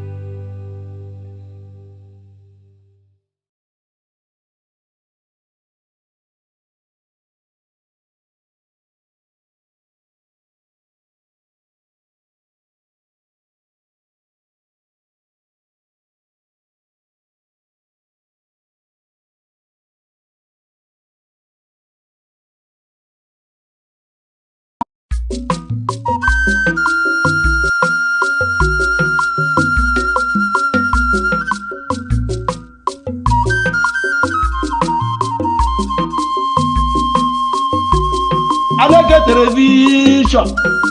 Heu, agirbo mu di egwu nkwa azụghị n'ahịa mgbochi okwukwu kakwa ogwugwu ema. Heu, mba ụwa bịa na ihe ebube eme. Mgbagbu ụwa gbatawa na ihe ebube emewa. Aneke television na-emerụ ogbenye emere amadi ihe. Ị na-agba nkwụ, ị na-eme nkepụta nwa, ị na-akwa ozu, ị na-agba akwụkwọ. Bịawa na Aneke television, bịa ka ezuoru gị ozi ọma. Bịawa na Aneke television idume. Heu, na-emere ogbenye emere amadi ihe. Ụmụ Igbo bịawo na nke a bụ nke anyị. Ị mara ebe ọ ga-anọ etiwo mọnwụ ntakịrị tụkwa mọnwụ si nne. Ya mere ha ji wee weta Aneke television. Ọ bụ onye gbagburu ahụ nna. Ọ dị na soshal midia. Ọ dị na mgbagbu. Ọ dị n'Enugu steeti. Police checkpoints. We're on the streets of Enugu to hear how Nigerians are affected by the police checkpoints. Do they feel safe or harassed? I think that the potential to be harassed exceeds the potential to be safe.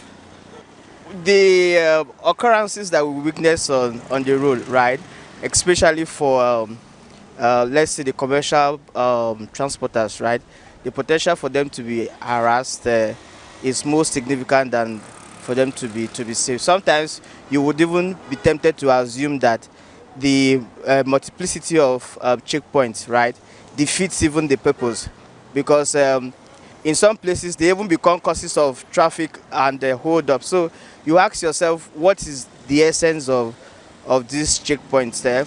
Recently, we have noticed a trend that even in inner roads, inner streets, you see police checkpoints there. You ask yourself, what is actually happening? Except if there are security concerns that we don't know about, some of these checkpoints are completely unnecessary. Police checkpoints, once you drive, they will search you, you move. But in this particular area, this our area, this southeast, if you look around, checkpoint here and there, you see traffic jam. And this time around, this is festive period. Yes, we need to have police checkpoints. But the management of that checkpoint matters. You don't need to kill people on the ground that you are doing stop and search. You allow free movement. Except where you reasonable, emphasis reasonable, suspect a particular vehicle. You can clear that vehicle and search where other vehicle will continue to move. So ordinary ought to be a safe way for us. We don't see the value of police checkpoint these days. We know that police checkpoints, they are there to make money. They are there to collect 20 naira, 200 naira or 100 naira. Once you give them 100 naira or 200, they are not interested in searching you. They are only intimidating people. I've seen them in many occasions. They ask you silly questions. They ask you to open your phone as if it is their work.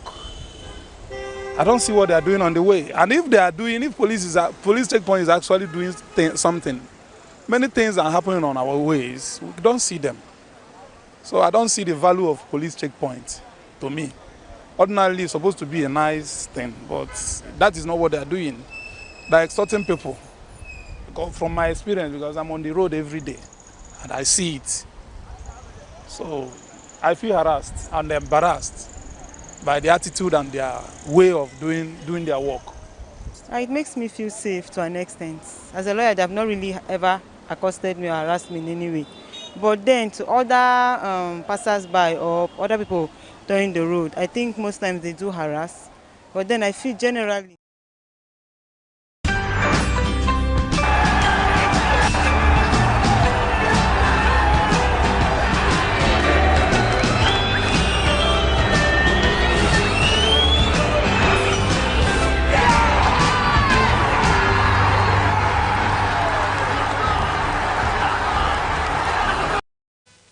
Alright, good morning. Welcome to Sports Wrap here on Aneke TV. It is your one and only. I know you're guessing my name. I'm not trying to tell you what's not happening. I know you're guessing my name. And do you know my name? My name is the Sports Oracle. I have to welcome you in my shrine. You are welcome this morning for all the things concerning sports that I've staffed you of. I'm going to give all of them to you this morning, and believe me, it's going to make sense. It's going to make a lot of sense. There are news across Europe, across the Premier League, and today happens to be the last fixture of 2025 in the Premier League, and also AFCON is still ongoing with a lot of results, a lot of things we have seen. Well, I want to take you back a little to what has been happening in the AFCON so far. Let me tell you something, that Nigeria is topping their group in the AFCON so far, and Nigeria has been sensational with by winning their games, by winning 2 games so far, and going to face Uganda today by 6 p.m. or depending on the time zone where you exist. Nigeria is 6 points clear, and Tunisia is 3 points because Tunisia and Nigeria played, and Nigeria won Tunisia by 3-2, and Tanzania number 3. Tanzania is number 3 on the sheet, and we have Uganda, the last man standing on the sheet. And I'm telling you for a fact that it's going to be a wonderful game today, because many people have been saying that they don't know if Nigeria would give, or Nigeria would lose, or Nigeria would want to give in to Uganda so that they can match up with the points that is happening today. But I think from my own end, Nigeria will really try to do what they ought to do to get a good score today, because when we score more goals, I know that it's going to make a lot of sense that if when we score more goals, we're going to score goals that are more sensational. Like I've already predicted, I told you that it's going to be 4 goals. Nigeria is going to score up to 4 goals, and we are not still ready for what is going to happen in the match. We are not still ready for what's going to happen in the match. We're only ready for what we are going to see at the end of the day. And I will tell you that Nigeria is going to have a good match. Now, let's look at the fixtures for today. We have our fixtures for today. We have Tanzania and Tunisia in the Group C. We have Tanzania is going to play with Tunisia today. And we have Uganda versus Nigeria. I don't know the predictions about the match. Then we have in the Group D, we have Benin Republic playing Senegal. And we have Botswana playing Congo DR. This is going to be the star match of the wrap of this group, because Nigeria is going to play Uganda, and all eye has been on the Super Eagles, their performance, what they actually would have done better, what they actually would have played, and all that. Now, going back yesterday, we had some of the AFCON matches, some of the scores that came in. We had Morocco winning their match 3 goals to 0, and in Morocco winning Zambia is really sensational for Morocco, because the team has been progressive with what they have been producing as a team of the hosts, as the people who are hosting.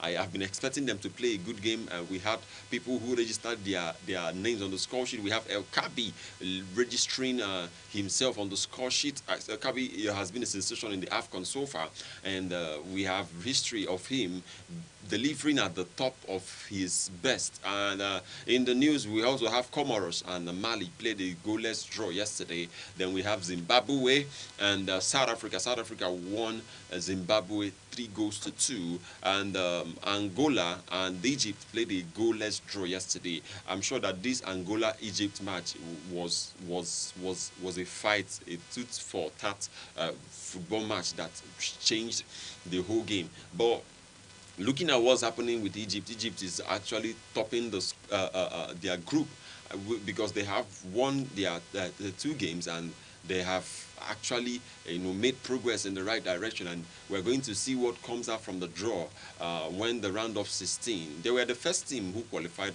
for the round of 16, and that really has been a thing for the Egyptians. And I will tell you that we are up to date to what we are expecting, because Nigeria themselves, the Super Eagles, are going to see at the end of the day that it does not really matter. What matters is them to win. Well, our coach, the Super Eagles coach, has come out to say that Nigeria deserves to win every of the game that we are playing, and Nigeria deserves to win every of the game we are playing. And the other day I told you that he said that he has been working on ensuring that we deliver adequately on our final third, and putting the ball to the net has been a thing of question.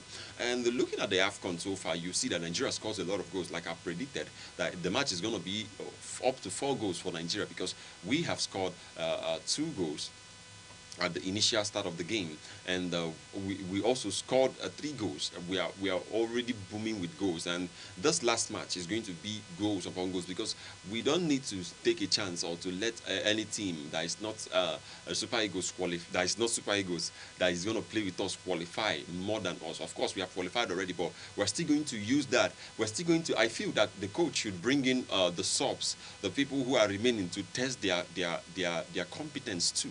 That's what I feel. I feel like people like Uzoho and the other players who are not used, who have not been used in the team, should be coming in to play today, and they should be played. They should be given that gameplay time so that they can play and show what they can do. That's going to make a lot of sense, because we still have matches to come. What if we are drawn with the best of the best? So we need to switch to fresh legs. We need to, of course, people like Osimhen and Ademola Lookman, who have scored who have registered their mark, especially Ademola Lookman, who has scored in 2 games so far, would need to remain as the starter, because we are looking forward to have them win the Golden Boot or the best player or whatever award, especially highest goal scorer in this competition. And that's what thing I have been desiring to have. I don't know what you actually have been desiring to see.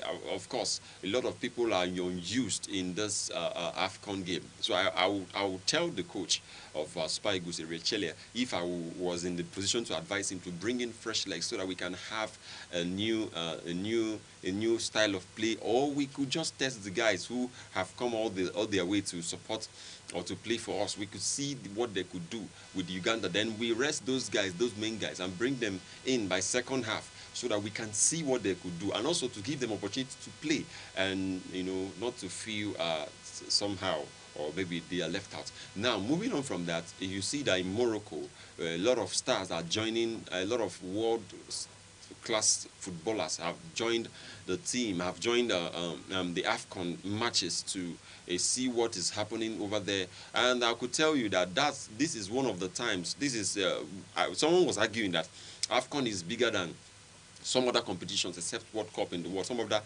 continental competitions that people play.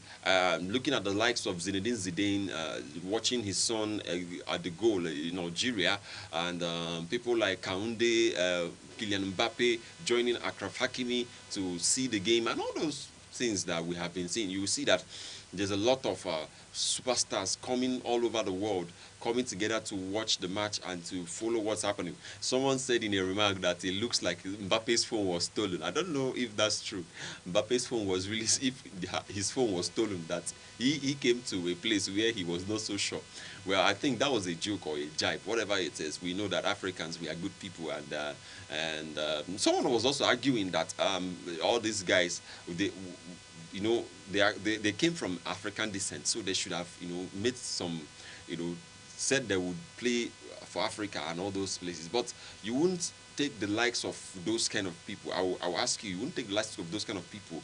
They need to tell themselves what they actually want and how they want to do it.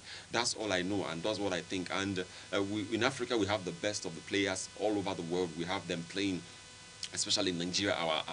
Our Besiktas midfield guy, who is the captain, Wilfred Ndidi, who scored in the last match, has been doing a lot of wonderful game. Wonderful. He has been playing the role of Mikel Obi in the pitch, and it makes so much sense to each and every one of us. And today at Nigeria Super Eagles, we're going to play. I believe we're going to win the match, and we're going to win it by a lot of gap. It's going to make so much of interest that we played and we got everything. Now, this is not the time for us to relax or for us to just sit back and watch. Well, this is the time for us to go out and make sure that we get the good score and follow up with what is coming. Now, away from football, we had Anthony Joshua yesterday, who had an accident, and two of his aides were killed in a car crash that happened along Lagos-Ibadan Expressway. The news came to the news came to the internet yesterday. While he sustained a minor injury, there were lots of grievances concerning his aide. One of the guys, Latif and Mami, who died, they were his close what would they say, compatriot trainers, people who actually take him on trainings, and people who he really, really trust. They lost their life yesterday, and looking at the event and the scenario, what happened, it's so sad, and it's so sad. Anthony Joshua won his match against Jake Paul last 2 weeks, of course, where he had to win the match, and he broke the jaw of Jake Paul in 3 places. So it will tell you, I don't know what really happened, that he was trying to visit his hometown with these guys. You can see the car crash. He was visiting his guys, and next thing here, the driver lost control from the findings we've seen. Looking at the car, this is Lexus Super Sport, so it's not a car. This car can cruise on a long kilometer. It can cruise where there's no boundary, can even fly. So I think the driver lost control, and a lot of reports have come out to blame the lack of lack of professionalism and lack of good health care that we have faced in Nigeria. But that's just what we could say as a secondary. Thank God for Anthony Joshua, at least. But we are sympathizing with him because of the loss of the lives of his aides. And these guys, I don't know, for me, I don't know how he was going to feel when he recovers from this shock, because it's just like people you are talking with, and the next thing you guys have rammed into. And you know, he is preparing to fight Tyson Fury. He's preparing to fight Tyson Fury next year. So it was one of his aide that told us in the news the other day that I wanted to bring to us that he was not ready for the fight because he needs to be psychologically and mentally ready for the fight. But looking at it, it's a pity. RIP to the guys. RIP. I really wish it never happened, but we have to just sympathize with him and send our condolences across to him. Now, moving on from that, we have like I told you, the matches. This is the wrap of the match of 2025, and some teams will feature in today's game. And we are seeing it already that Manchester United will play Wolves tonight. Wolves have never won a game in 2020 in this season's game. They are on number 20 on the league table, and they have really not been so good this season, and we can't really trace what has happened. And someone was saying, don't you think Wolves will use this opportunity to, win their first game of the year in 2025? I don't really know, because Manchester United so far don't have the rest of their squad intact. Three of them, Mazraoui, Mbeumo and Ahmad, whom registered their marks in the AFCON that is going on, are already on the AFCON's venue, while other players are injured. Players like Bruno Fernandes, Kobbie Mainoo, Harry Maguire, Matthias de Ligt, and the rest of them are injured. So we are expecting the coach of Manchester United, Ruben Amorim, to feature a lot of like he did over the week, where he featured Jack Fletcher's sons in the match, where he featured one of the academy graduates. We're expecting him to feature Lassie. We're expecting him to feature the young people in the match, and that is what we're expecting. Then we're moving on. We have the fixtures of today. Other fixtures that we have for today, we have Chelsea is going to face Newcastle is going to face Burnley today, and Arsenal is going to face Aston Villa today. Aston Villa has not even lost their match over if they win Arsenal, it's going to be 12 matches in a row they have not lost. And they are the serious title contenders, even though they have not been doing a lot of work. If you watch their match, you will see that they don't bring in the energy. They play like people who want to die until they notice that something is happening to them. Now, Burnley is going to play Newcastle United. Manchester United won Newcastle United. I just want to tell you, over the week, Manchester United won Newcastle United, and Chelsea is going to play Bournemouth. I'm going to see how Semenyo would thrive. Semenyo, the guy who has been linked to Manchester United and Manchester City, we're going to see him again in action. And we have Nottingham Forest playing Everton. Well, I'm not going to talk about Nottingham Forest today, because I have a little issue with the management of the team, and Everton too. But Everton has been doing well so far. We have been seeing them making a good round of play.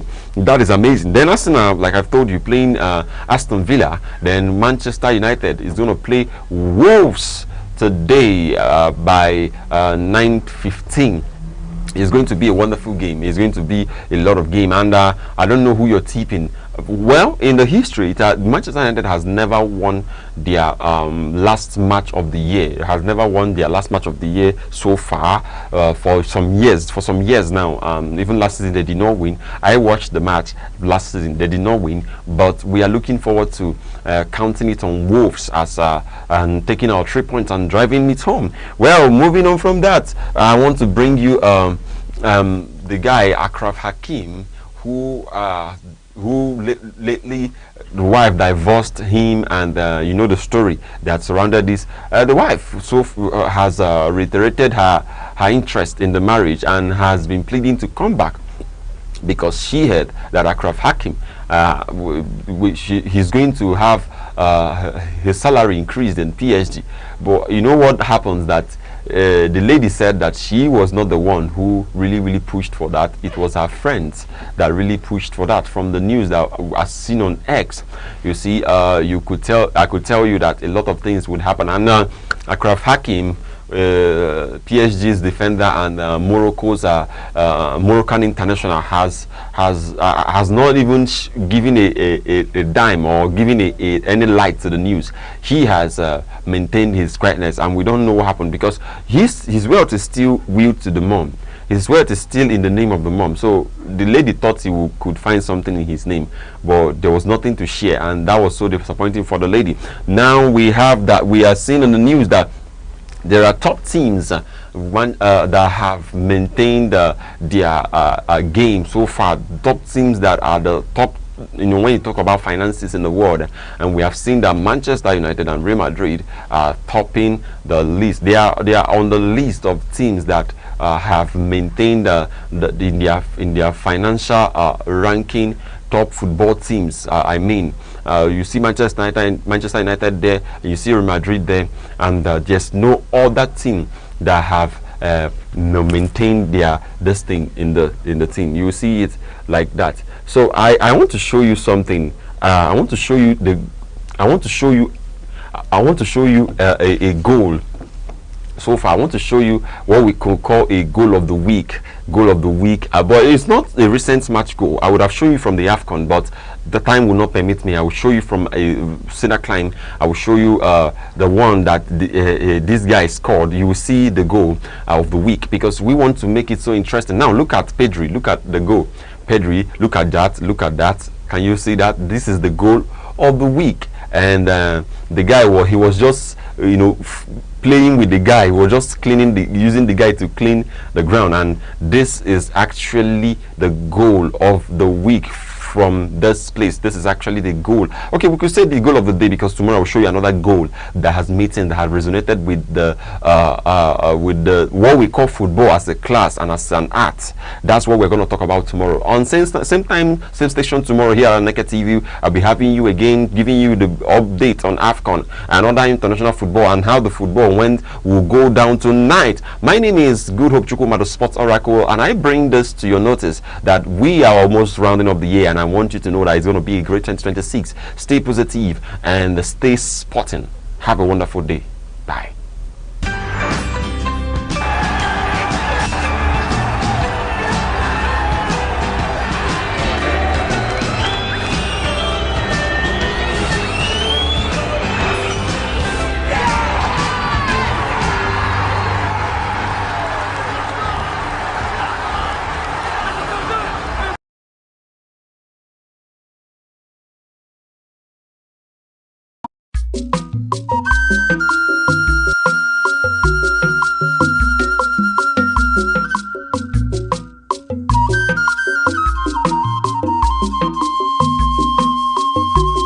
Aneke television.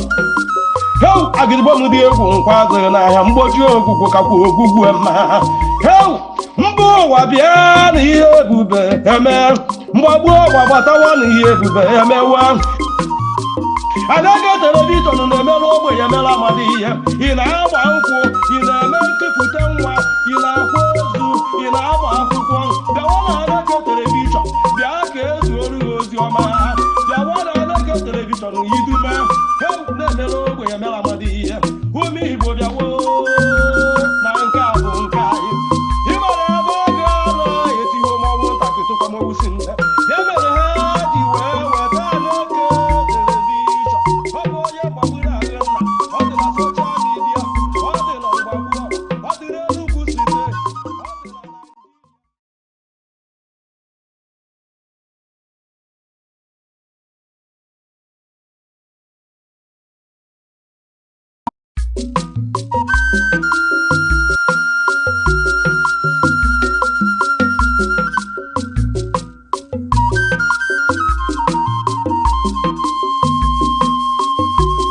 Aneke television. How agribo dị egwu nkwa azụrụ n'ahịa mgbochi ogwugwu kakwa ogwugwu ema. How mba ụwa bịa na ihe ebube eme. Mgbagbu ụwa gbatawa na ihe ebube emewa. Aneke telivishọn na-emere ogbenye emere amadi ihe. Ị na-agba nkwụ, ị na-eme nkupụta nwa, ị na-akwa ozu, ị na-agba akwụkwọ. Bịawa na Aneke telivishọn, bịa ka ezuoro gị ozi ọma. Bịawa na Aneke telivishọn yidume, na-emere ogbenye emere amadi ihe. Ụmụ Igbo bịawo na nke a bụ nke anyị. Ị mara ebe oge ọrụ etiwo mọnwụ ntakịrị tụkwamọgwụ si nne. Ya mere ha ji wee weta Aneke telivishọn. Ọ bụ onye gbagburu ahụ nna, ọ dị na soshal midia, ọ dị na mgbagbu, ọ dị n'Enugu steeti. Police checkpoints. We're on the streets of Enugu to hear how Nigerians are affected by the police checkpoints. Do they feel safe or harassed? I think that the potential to be harassed exceeds the potential to be safe. The occurrences that we witness on the road, right, especially for, let's say, the commercial transporters, right, the potential for them to be harassed is more significant than for them to be safe. Sometimes you would even be tempted to assume that the multiplicity of checkpoints, right, defeats even the purpose, because in some places they even become causes of traffic and hold up. So you ask yourself, what is the essence of these checkpoints there? Recently we have noticed a trend that even in inner roads, inner streets, you see police checkpoints there. You ask yourself, what is actually happening? Except if there are security concerns that we don't know about, some of these checkpoints are completely unnecessary. Police checkpoints, once you drive, they will search you, you move. But in this particular area, this our area, this southeast, if you look around, checkpoint here and there, you see traffic jam. And this time around, this is festive period. Yes, we need to have police checkpoints. But the management of that checkpoint matters. You don't need to kill people on the ground that you are doing stop and search. You allow free movement. Except where you reasonable, emphasis reasonable, suspect a particular vehicle. You can clear that vehicle and search where other vehicle will continue to move. So ordinary ought to be a safe way for us. We don't see the value of police checkpoint these days. We know that police checkpoints, they are there to make money.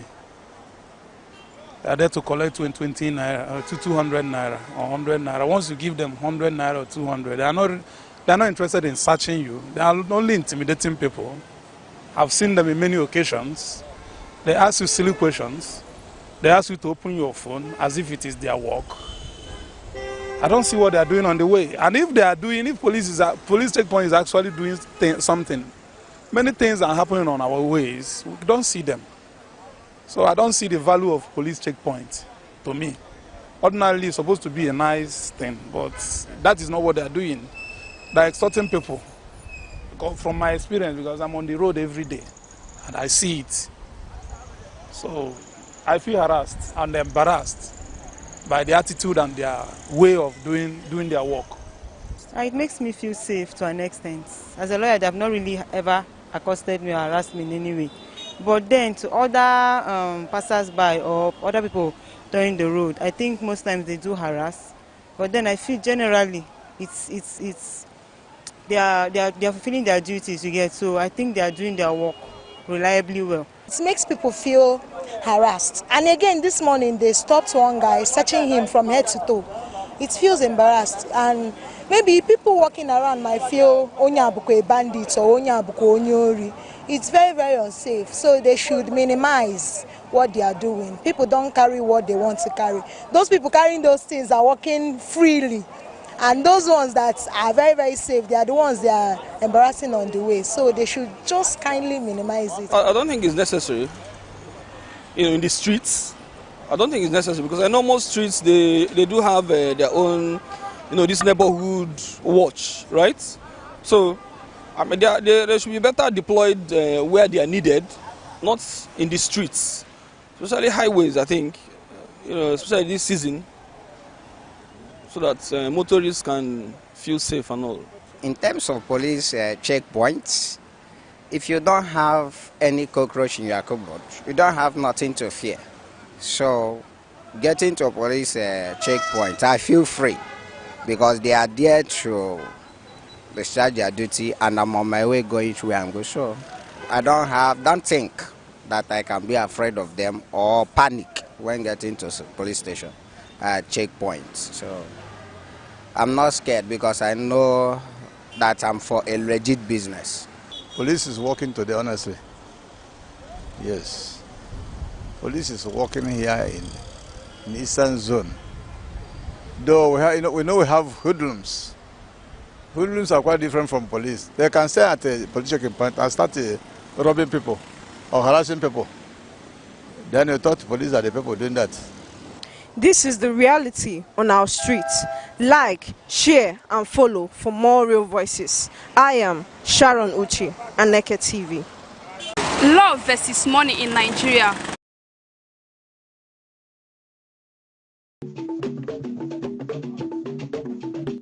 The Insight with Uche Osai.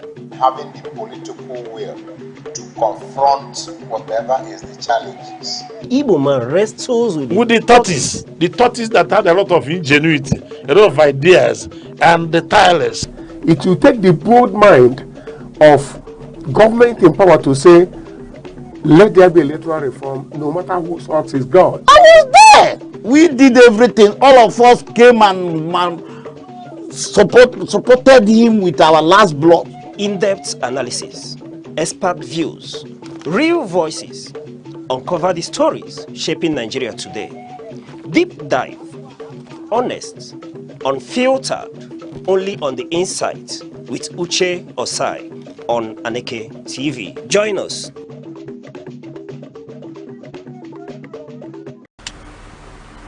Good morning and thank you for joining us today on The Insight. Remember that on The Insight we'll bring you topical issues that help in shaping our nation.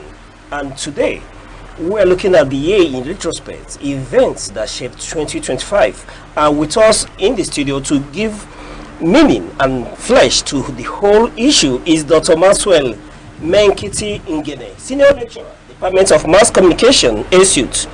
Dr. Ngene is a versatile communication scholar who speaks on issues of societal importance. Doc, it's a pleasure to have you on The Insight. Thank you, Jay. Yes. Thank you for having me and for the opportunity to come and help illuminate on some of the issues that made 2025 a huge year. Yes, Doc, you know, it's always heartwarming when we'll see you with us in the studios, of course, for your in-depth analysis on issues. And today we are looking at the year in retrospect, events that shaped 2025. And as we all know, as the curtain falls on 2025, we'll ask the critical question: did this year redefine Nigeria's path, or simply reveal how far we still have to go as a nation? Doc, what has 2025 taught us? This is very, very important. This is very, very important. 2025 has taught us quite a lot. 2025 has taught us quite a lot. It is very revealing. But the issue is, have we really learned anything? Because you need to look at so many talking points in 2025. The talking points of insecurity, the talking points of sovereignty in terms of the airstrikes from the United States of America, the first of its kind, which raises questions regarding whether or not our security agencies are up to it, given the fact also that security of lives and property is a fundamental function of any government. All right. Then you look at the issue of River State emergency, very serious issue, where democracy was suspended for 6 months, where elected officials were suspended from carrying out their legitimate functions, and the former chief of staff, Ibokete, was brought in for 6 months. We need to ask ourselves certain questions regarding whether or not the underlying problems that precipitated his coming and for the suspension of democracy for 6 months, if it were realized, or was it just done for political reasons. So these are some of the issues. We need to also look at the economic reform, the proposed tax reform. These are talking points because you can understand there's institutional mistrust. Nigerians distrust government. Nigerians appear not to believe in what government is doing at different levels. Because if you look at, for instance, what we're trying to say about the River State emergency rule, you would have noticed that a lot of pundits were asking questions regarding why emergency rule in River State? Why not in the Northwest? Why not in the North Central, where bandits and terrorists began to control local governments in Nigeria? So if you can suspend a sitting governor in Rivers State because of the chaos, so to say, in Rivers, why not have a uniform, way of dealing with such issues? Why is the emergency rule not in Zamfara? Why is the emergency rule not in some of those places, like even Sokoto, where intelligence has told us that that's where the bandits and terrorists take off from in Nigeria? That was exactly why the United States of America bombed that place on December 25th, yes, on Christmas Day.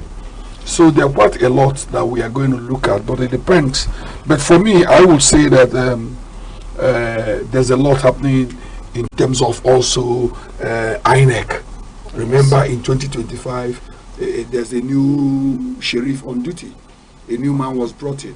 Okay. Is this man, does the time he was appointed enable him the requisite time to bring in his own style? Or is he just inheriting staff, inheriting system, inheriting the same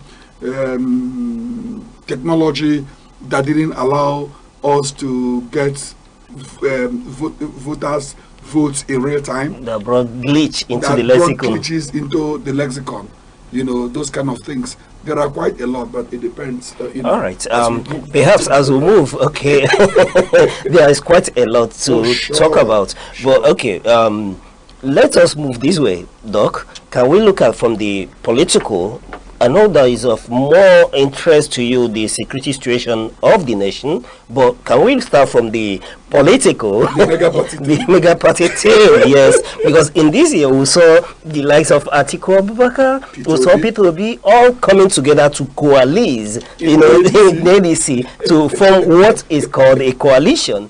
I bet the fact that many are saying that there is discordant tones, in the ADC, but let's start from there. What's your take on that very issue of the formation of ADC as a coalition to challenge the ruling APC come 2027? Well, that's a fair comment. It's a fair criticism when people tell you that both P2B and Atiku Abubakar have been there for quite some time now.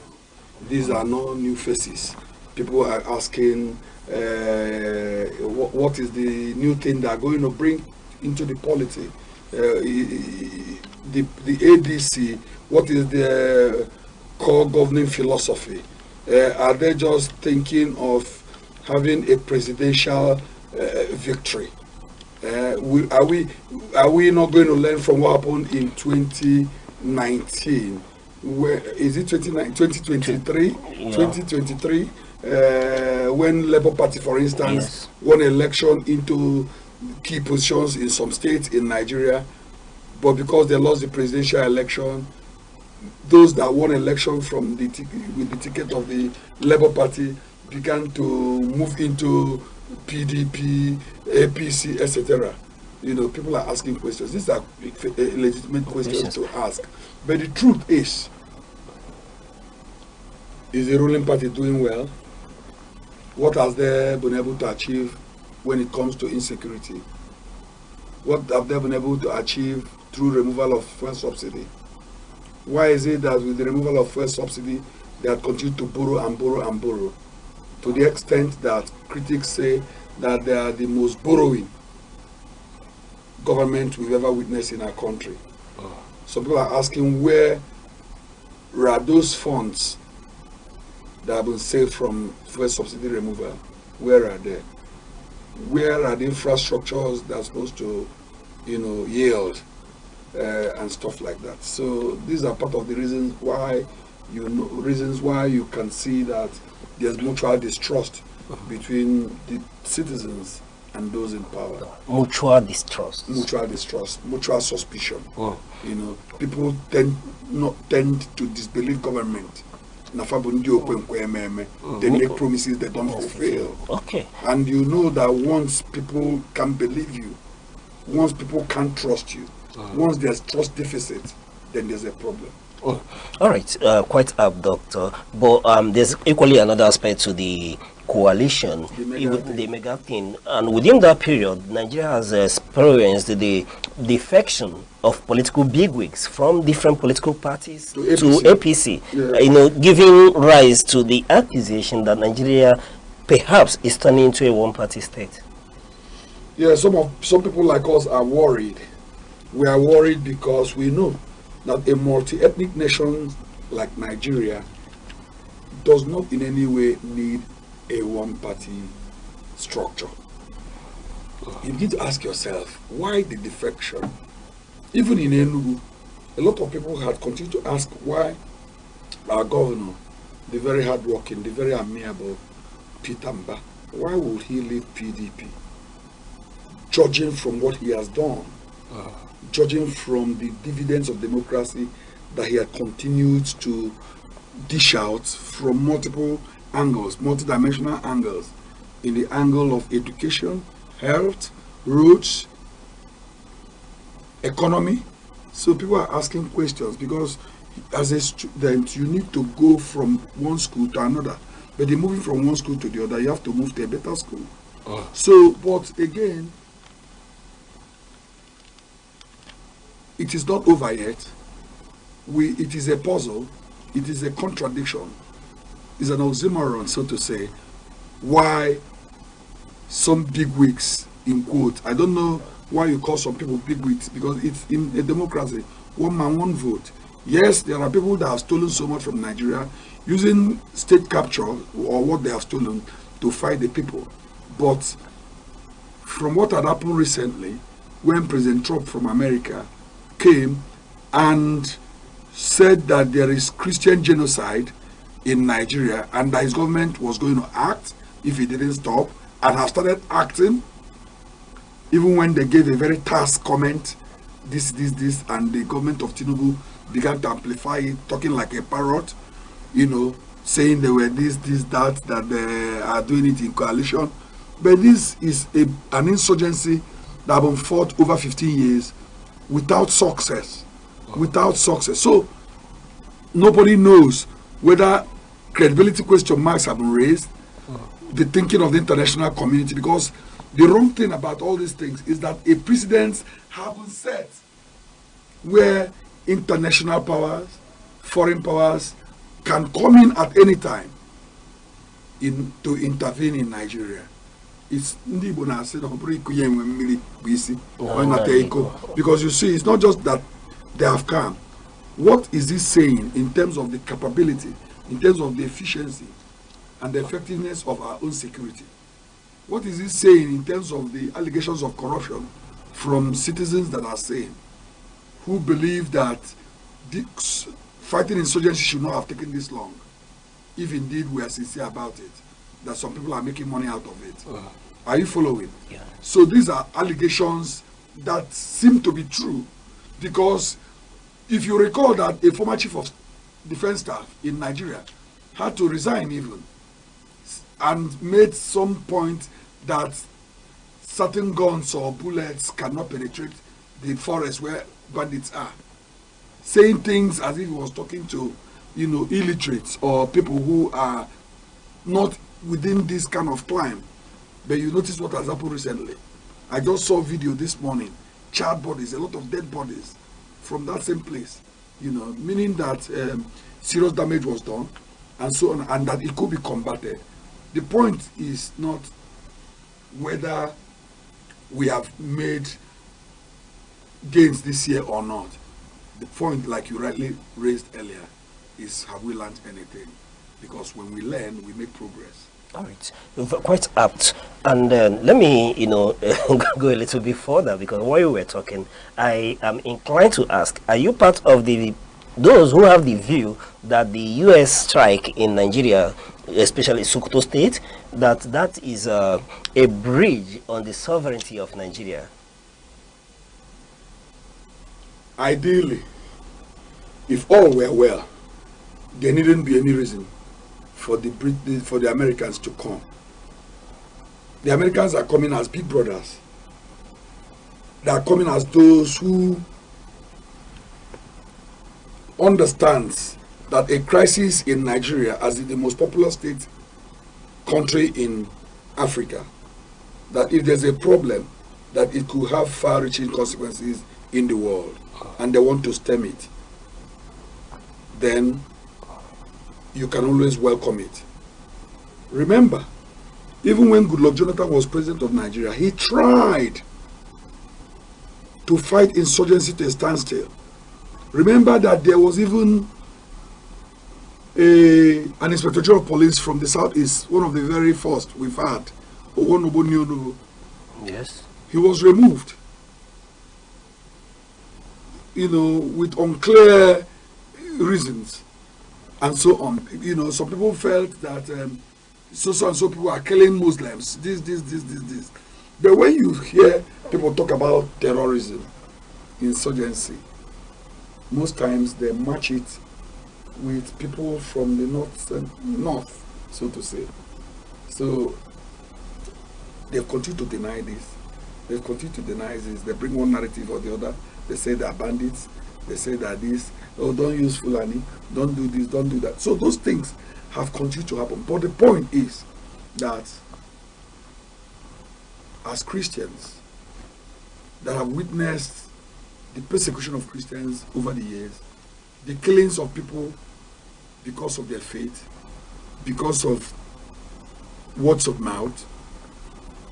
We've seen situations where people will be killed and burnt in the church, and some people are saying it's not true. We've seen clips, we've seen evidence of genocide in Jos, in Benue, and people are trying to deny things that are easily discernible. So I welcome it. I love it.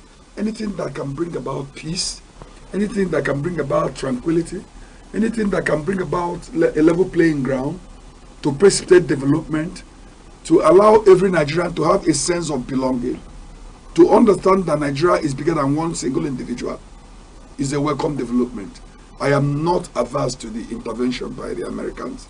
Okay. I believe it is overdue. I believe they should continue until they rid Nigeria of insurgency, unnecessary terrorism, because anybody could be a victim, irrespective of your position, irrespective of your stature. Because even in the southeast, some criminal elements took the opportunity of what is happening in the wider society to begin to terrorize others, kidnap their own brothers, kill them for ransom, collecting ransom. So this is the kind of thing you see in an unstable entity, in an unstable society. So we are looking for a Daniel that should come to judgment. Someone that should do a cleansing ceremony. Someone that could sanitize it. And that appears to be one Mr. Trump, the current president of America. All right. Having said that, let's look at the economic reforms and the tax revolution. While we were introducing the topic, we talked about the tax reforms from Mr. President. That's part of the things that we've witnessed in 2025. President Tinubu signed a landmark tax reform act in June. This unified the various taxes that we have in Nigeria into a single framework. While aimed at simplifying the system, it caused significant public debate regarding its impact on the cost of living starting in 2026. Thank you very much. The truth is that the government most times they reel out statistics that are favorable to what they want to do. You know that even now the National Assembly has set up a committee to look into the gazetted tax reform that was passed by the National Assembly. There was this allegation that what was debated and passed on the floor of the National Assembly of the Federal Republic of Nigeria is not what was gazetted by the executive arm of government. And this is a criminal issue. It needn't happen. What is the essence? What is the essence of overtasking, taxing those that are already reeling in poverty? Why?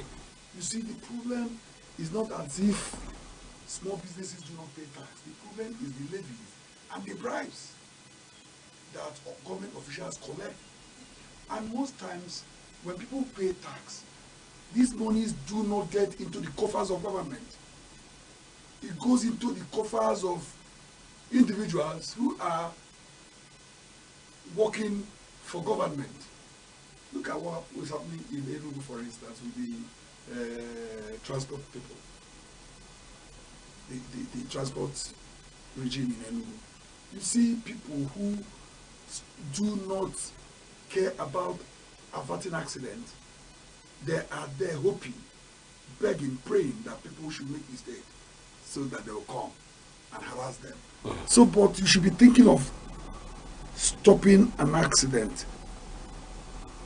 Those who should work in such a place should be people, for instance, who understand that life is a common value. You know, life means a lot. It is a primary value that no one should take the life of the other. That as citizens, we should be patriotic.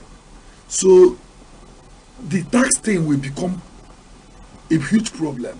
It is not just about taxing people who are hungry. What you need to do is to begin to build infrastructure. We need to begin to build our educational institutions, provide healthcare, provide jobs. Not about taxing hungry people. You understand? You don't just go and copy from civilized societies what they've done to grow their economy. When you copy well. You don't just say this is the way it is done here, this is the way it is done there.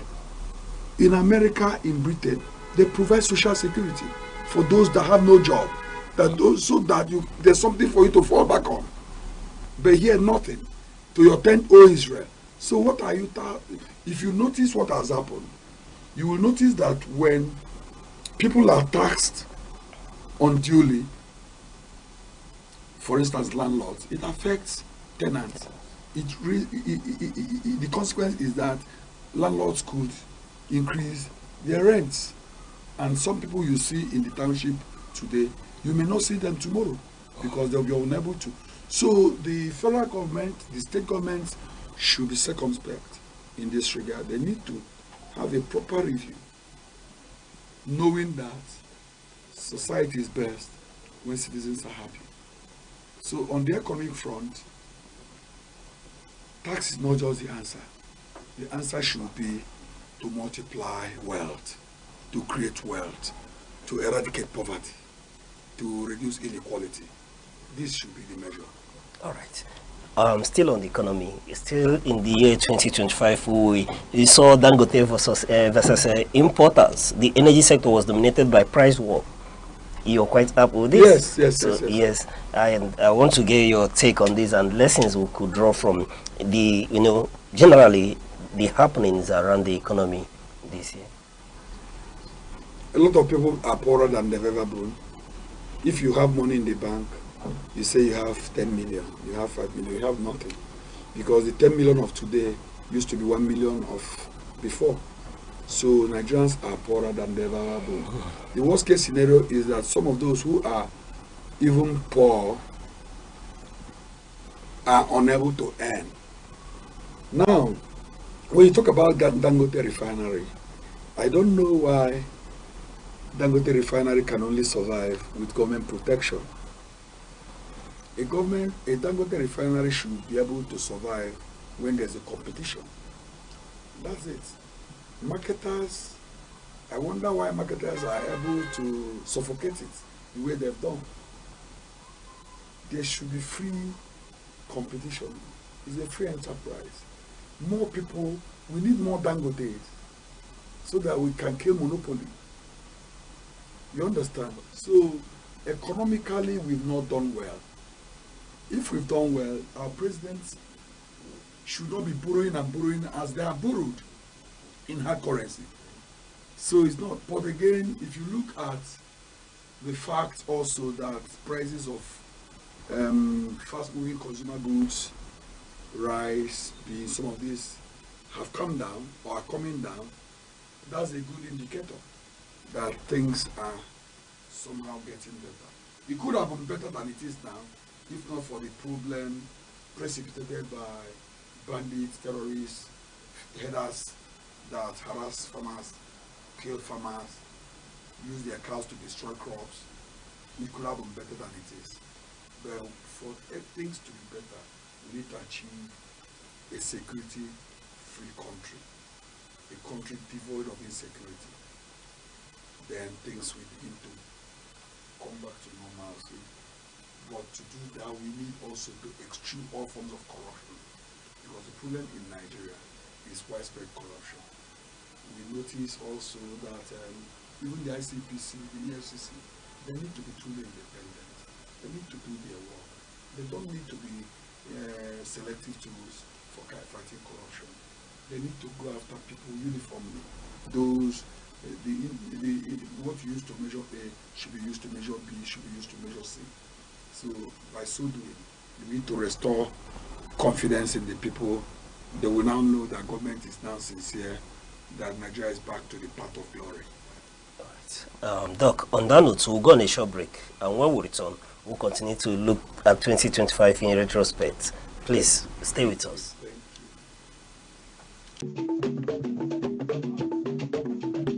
The Insight with Uche Osai. Having the political will to confront whatever is the challenges. Igbo man wrestles with the tortoise that had a lot of ingenuity, a lot of ideas, and the tireless. It will take the bold mind of government in power to say, let there be electoral reform, no matter whose ox is God. I was there. We did everything. All of us came and supported him with our last blood. In-depth analysis, expert views, real voices, uncover the stories shaping Nigeria today. Deep dive, honest, unfiltered, only on The Insight with Uche Osai on Aneke TV. Join us. Thank you for staying with us, and we're still discussing with Dr. Maxwell Menkiti Ngene, who is a senior lecturer at the Department of Mass Communication Institute. Dr. Ngene is a versatile communication scholar who speaks on issues of societal importance, and today we've been looking at 2025 in retrospect, events that shaped 2025, and Dr. Mas has helped us, in retrospect, going through the major happenings in Nigeria. But Doc, let's still go back on the issue of insecurity in 2025, especially given the magnitude of the involvement of the United States government in this whole issue.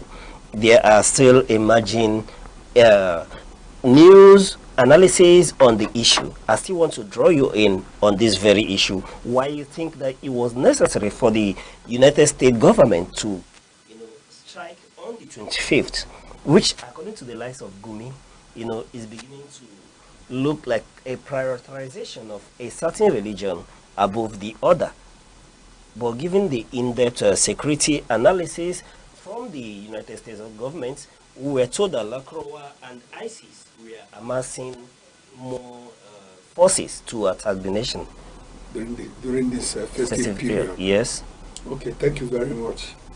You see, let me start with Gumi. Okay. It is surprising to me that someone like Gumi has not been arrested by the Nigerian government. There's no Nigerian living or dead who seem to know so much about the terrorists than Gumi. There are things Sheikh Gumi knows that the government of Nigeria need to find out from him. That is one. Two is that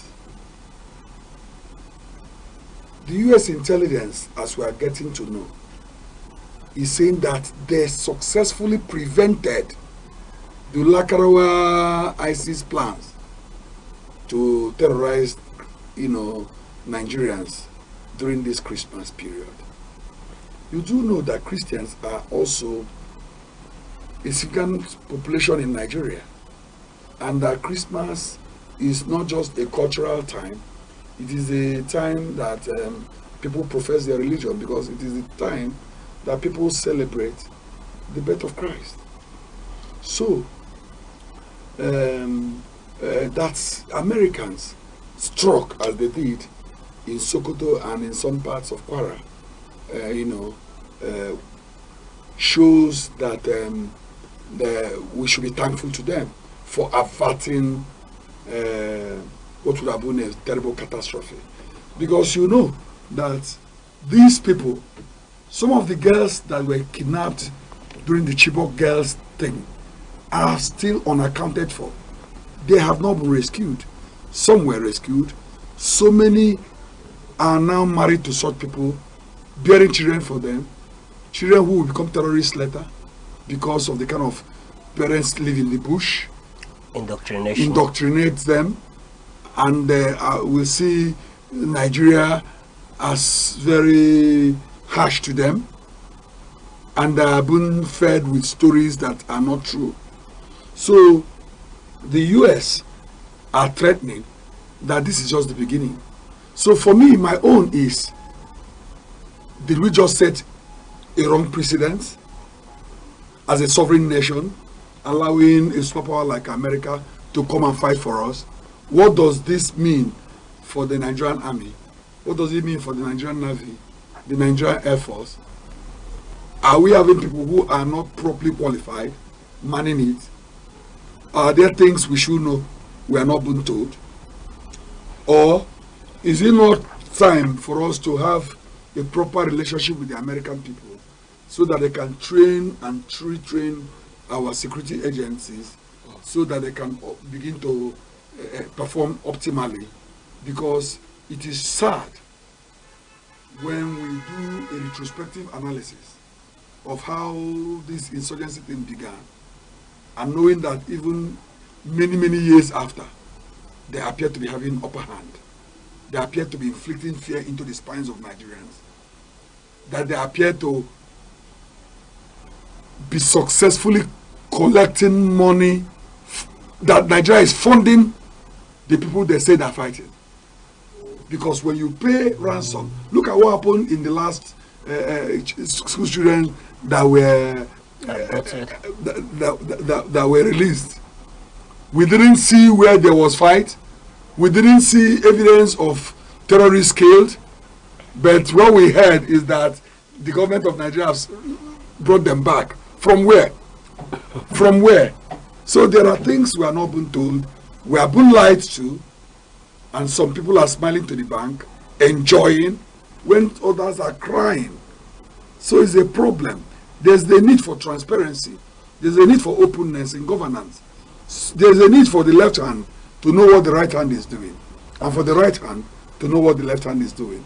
It's only by so doing that we can begin to restore people's confidence in government. All right, that's quite up. Let me take you through another issue that defined 2025. The Nnamdi Kanu issue. Yes, it's quite important that we bring all of them into perspective, for us to be able to profile a proper direction going into 2026. And that is that Nnamdi Kanu, despite his conviction, a disquiet persisted in the southeast following a reported life sentence for the IPOB leader Nnamdi Kanu, leading to continued sit-at-home protest in some areas. And one was expecting that with the sentencing of the leader of the IPOB, that there will be an end to sit at home in southeast Nigeria.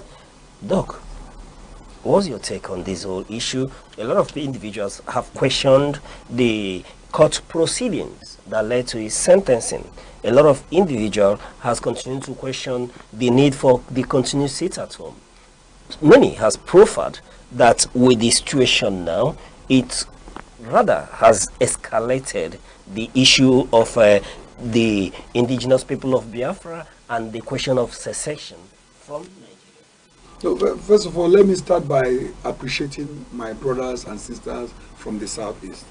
The way we've handled the continued incarceration and eventual imprisonment, life imprisonment of our brother Nnamdi Kanu. I think we've done well, because a lot of people who don't mean well for us are thinking that we would have put our states in flame, caused more chaos, and so on.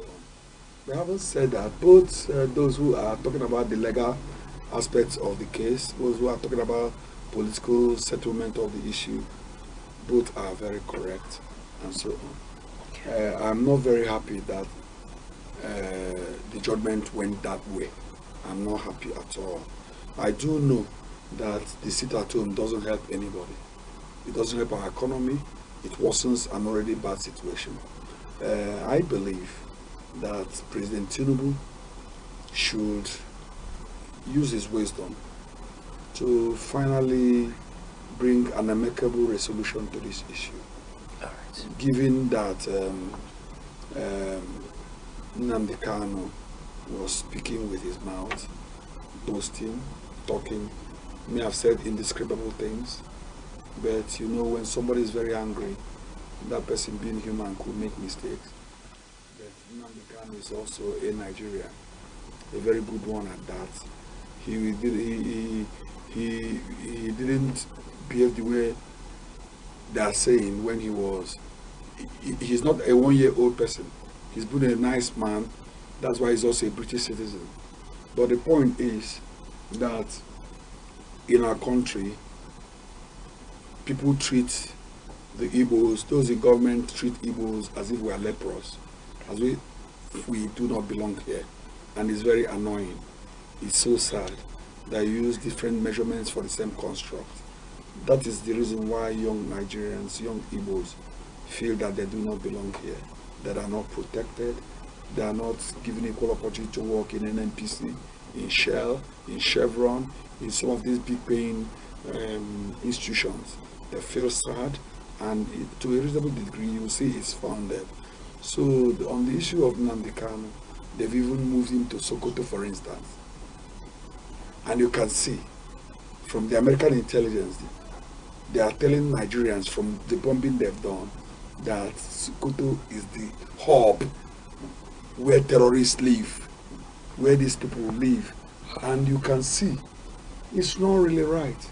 What I am expecting is President Tinubu to give us a New Year present by releasing Nnamdi Kanu unconditionally. I believe that if it is done, that will help his political ambition. I also believe that that could also help his party.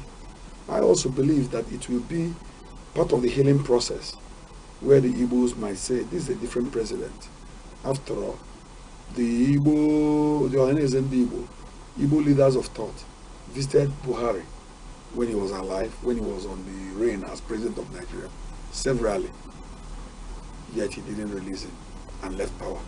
So if this President Tinubu does so, that will mark him out as a gentleman, as a statesman. And some of the things some of us feel he has not done right, we could now say that his sins are forgiven. Let's move on. Because to start with, the Igbos have a lot to offer in Nigeria, if given the level playing ground they deserve to operate in a free economy, in a free environment where their safety is properly guaranteed. Quite apt, Doc. But you know, it's read most of the happenings in 2025. But before we move on, what are the key takeaways from this whole issue? The lessons? The key takeaway from 2025. Okay. For me, the key takeaways are, the pushback on the terrorists. Okay. The pushback on the terrorists. The American action have sent cheetahs into them. They've now seen that something could happen, that this is no longer business as usual, where innocent citizens are at their mercy. That's one. Two is that government now knows that it cannot just bring policies that are unpopular, that public opinion could be against them and could sweep them away. We are seeing it from the tax reform, where Nigerians are saying, no, we say no to the tax blah, blah, blah reform, that you have to go back, that it wasn't done in an open and honest manner. These are takeaways. There's a need also, and you know that 2026 is going to be a very critical year, because that is the year people are going to talk about elections, begin to see campaigns, and so on. Those seeking re-election, those seeking to come new, and so on. So it's a very, very big year. And like human beings, we always expect that when a new year comes, it should come with goodies. It should be better than the previous year. So these are the things we are seeing, happening. There are a lot. In Enugu, for instance, we are very happy with the governor who is saying that he's going to pay gratuities and pensions. He's going to offset pensions. And we've not heard any governor talk that way. That is in his budget. Seeing is believing. We believe him, and we are praying God to give him the enablement to do so. So we are very hopeful that the sufferings of 2025 will not be witnessed in 2026. Even if we are going to suffer, it should not be as harsh as before in 2025. All right. With that said, I would want to, let's say you are to set the agenda for Nigeria for 2026. What should be the priorities in 2026, especially in terms of things that must change going forward? I'm not expecting miracles. Okay. But I want us to make progress. Okay. I'm expecting transformation of society. Transformation of society? Yes. In what aspect? Yeah? I'm expecting more knowledgeable citizenry. Okay. Citizens that should listen to radio, watch television, read newspapers, people who should be critical thinkers, people who should support in governance, people who should be ready to hold those in government accountable, people who should try to find out whether budgetary allocations are properly used for what they are allocated for. I'm expecting that the issue of insurgency to a reasonable degree should be a thing of the past. That those who engage in criminality, banditry, should face the consequences. I am expecting that when we say that it's an emergency, we need to really understand what emergency is. Because in Nigeria, they keep telling you about security emergency, and yet no results to show for it. So I'm expecting that those who are in leadership positions should know that their states, their local governments, need their services, and that they should live it better than they met it. All right, so that's quite clear. But though, before I let you go, I want to get your direct advice to the leadership of Nigeria. A lot of people have been advising them. My advice is that we need to learn from our past mistakes. There's need for equity and fairness in the sharing of resources of Nigeria. There's a need for balance. The Southeast has only 5 states. Why, while other geopolitical zones have 60 states? Why is it so? Why is it so? What is good for the goose, they say is good for the gander. Treat Igbos fairly.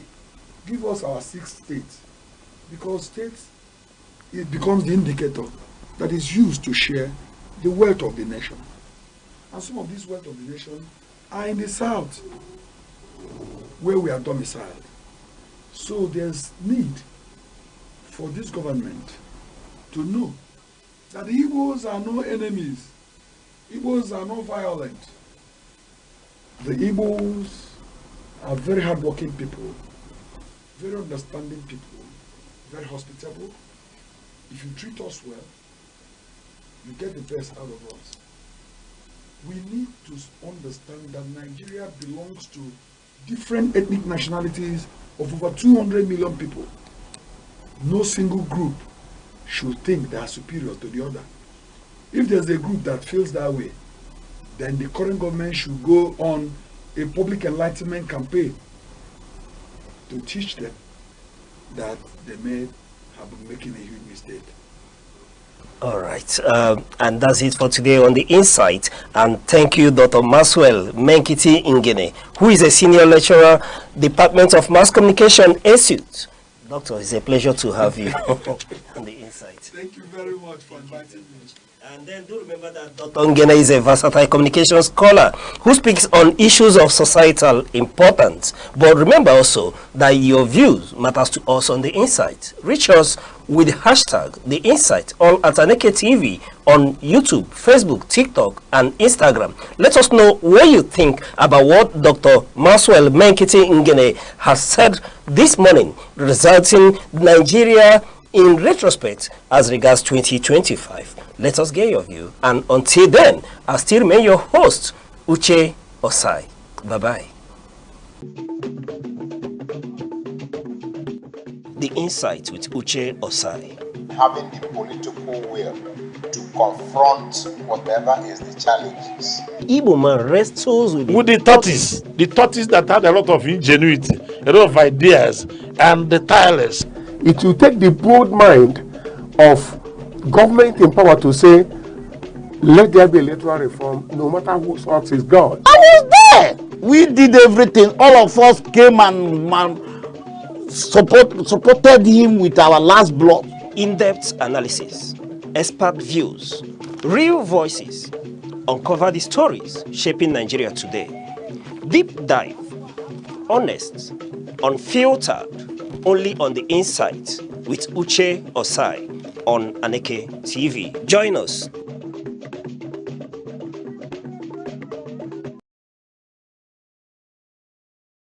Enugu is making changes to major roads for its new BRT systems. We asked residents and transport operators what they think.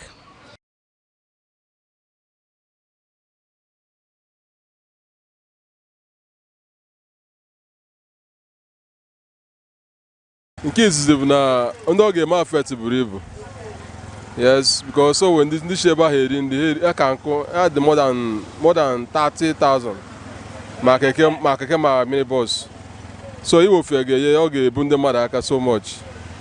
So ọ bụ na ọ na-ekwe gọọmenti anyị asịrọ ya ewebatara nke ya mana ọ webata nke ya na-agba nke anụ na-agbakwa.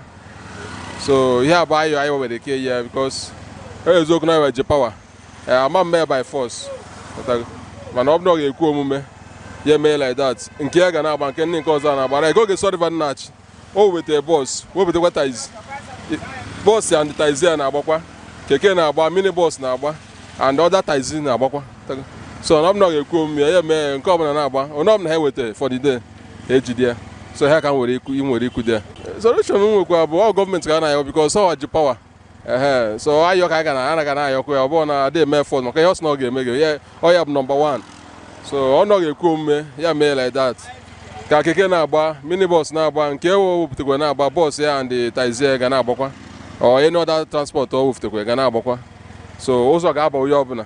Ị na-anya ịhụ na ndị keke na ndị minibus ha na-arụkwa ezigbo ọrụ mana ndụ ndị mmadụ kakwa mkpa maka na ogologo ụzọ ha na-agba tere aka tinyere etu ha si agba ya bụ ụgbọ mgbe ụfọdụ ndị nwere ụgbọ nke aka ha private ị na-anya na-arụ ụgbọala ha ị na-afụcha penti ndị keke agasị na-arụ ya eleghị anya nke a sokwu n'ihe mee gọvanọ ji wee mee ya mana ihe m ga-agwadobe ndị ahụ ha ebe na-akwa bekarịa onye ihe mebinarị maka na o were ebe ha ga-adabedo o wepụtara akwa sị na ewepụtara 4,000 taxis onye o wutere ojiwa ya jee rejista na ndị a ga-ebunye taxi ọnyabanụ kama isi bụ ọnwụ ọzọ na anyị ayọkwa gọọmenti ha kaba arụ rụọ ụzọ ime obodo ka ndị a nwere ebe ha ga na-agba ọ bụrụ ịchụpụ mmadụ n'okporo ụzọ nke gọọmenti nke awara awara esizi ya fewe n'enu adịrọ mma ife biko ka ihe ọ na-eme ka e nwee obi mmadụ na ya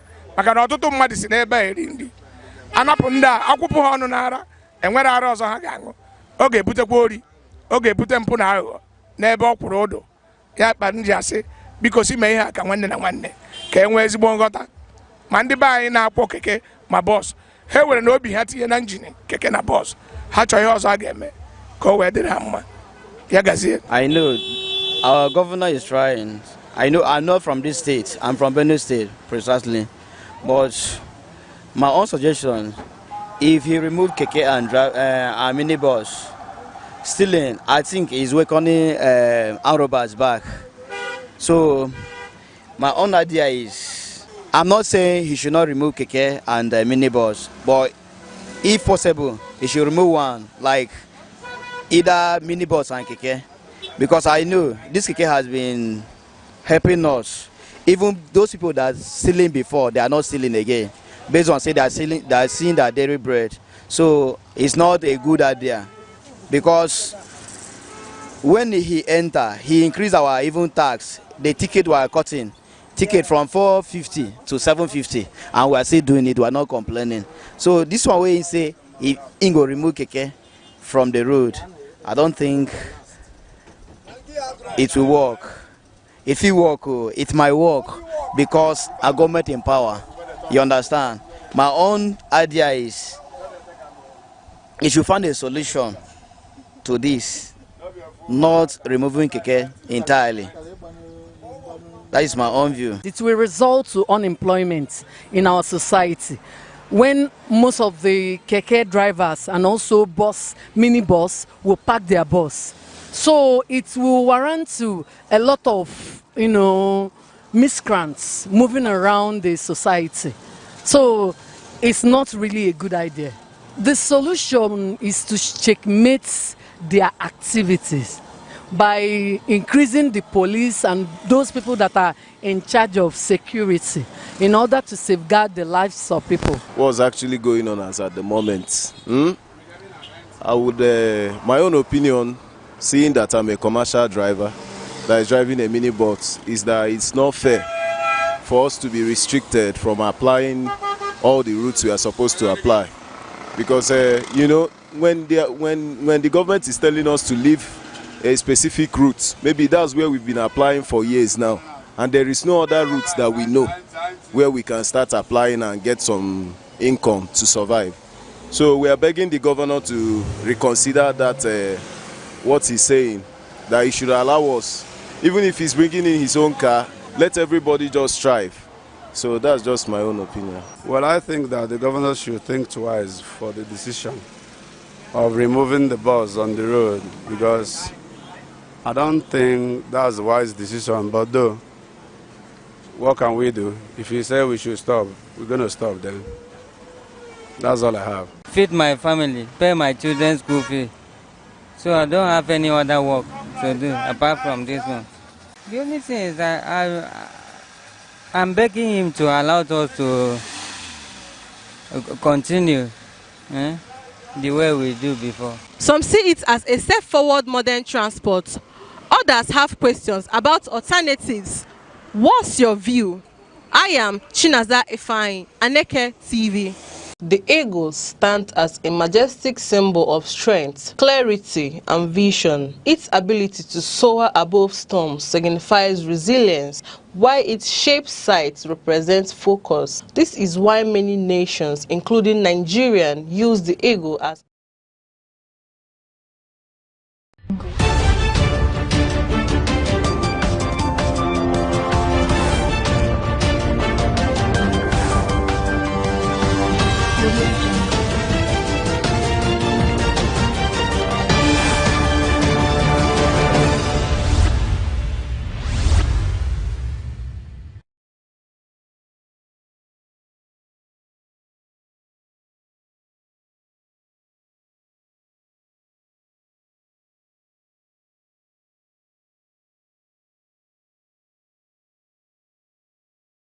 afternoon and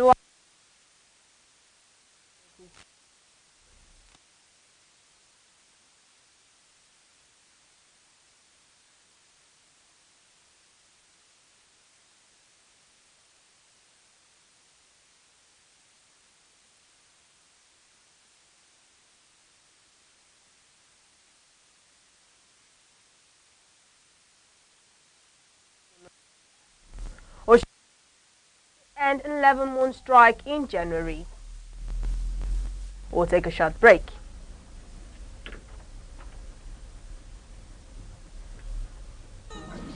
We wish you a Merry Christmas. We wish you a Merry Christmas. We wish you a Merry Christmas and a Happy New Year. We wish you a Merry Christmas. We wish you a Merry Christmas. We wish you a Merry Christmas and a Happy New Year. Good tidings we bring wherever you are. Good tidings, Merry Christmas and a Happy New Year. We wish you a Merry Christmas. We wish you a Merry Christmas. We wish you a Merry Christmas and a Happy New Year.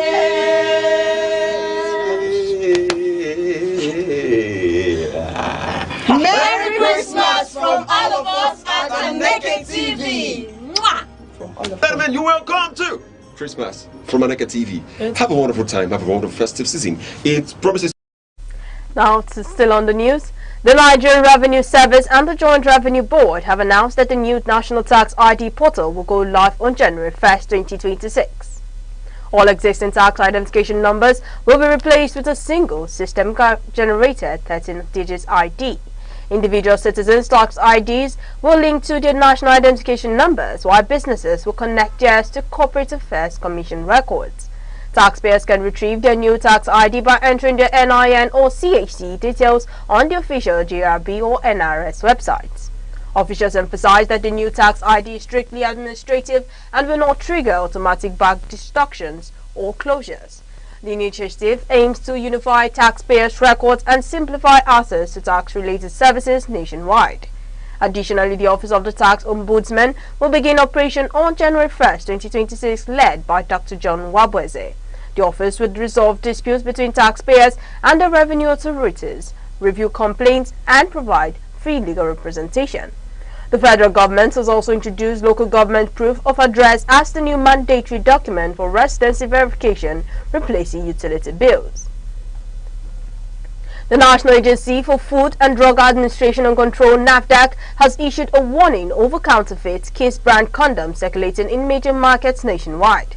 The fake products were reported by authorized distributor DKT International and have been spotted in Onitsha, Idumota, Lagos Trade Fair markets, Abuja, Kano, Uyo, Gombe, and Enugu. NAFDAC warned that the counterfeit condoms do not meet safety standards and may fail to prevent sexually transmitted infections or unintended pregnancies.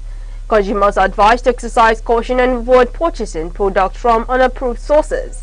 The agency urged Nigerians to verify NAFDAC registration numbers before buying contraceptives and to report suspicious products to the nearest NAFDAC office. Authorities stress that buying from approved outlets remains the safest measure for public health. The Department of State Services has arrested 2 suspects linked to the kidnapping and murder of neurologist Professor Ekanem Ephraim in Cross River State. Patrick Essien, 18, 23, and Basi Antiha Asuko, 40, were detained on December 27 at a medical facility where they were allegedly planning another abduction. Investigations revealed that the suspect abducted Professor Ephraim from her clinic in Calabar in July 2023 and killed her after collecting ransom. Security sources say both suspects have confessed to involvement in other kidnappings and vandalization of electricity infrastructure. Authorities are continuing investigations into their criminal activities linked to the suspect. The DSS has assured the public of intensified efforts to curb kidnapping and protect citizens across the state. Panic erupted in Bagudo, Kebbi State after an explosion damaged a building within the General Hospital staff quarters. The blast occurred early Tuesday morning, but no casualties were reported as the affected building had been evacuated beforehand. The Kebbi State Police Command deployed a joint security team including police, military and vigilantes to secure the area. Explosive ordnance disposal experts are on site investigating the nature of the blast and ensuring there are no further threats. Police spokesperson SP Bashir Usman confirmed that the situation is under control. Residents have been advised to avoid the hospital vicinity while authorities complete their investigation and sweep the scene. Just 48 hours before the January 1st, 2026 rollout of Nigeria's new tax system, an Abuja High Court began hearing a suit challenging the Nigeria Tax Act of 2025. The African Initiative Against Abuse of Public Trust seeks to an injunction to halt implementation, citing legal discrepancies and potential constitutional violations. The National Association of Nigeria Students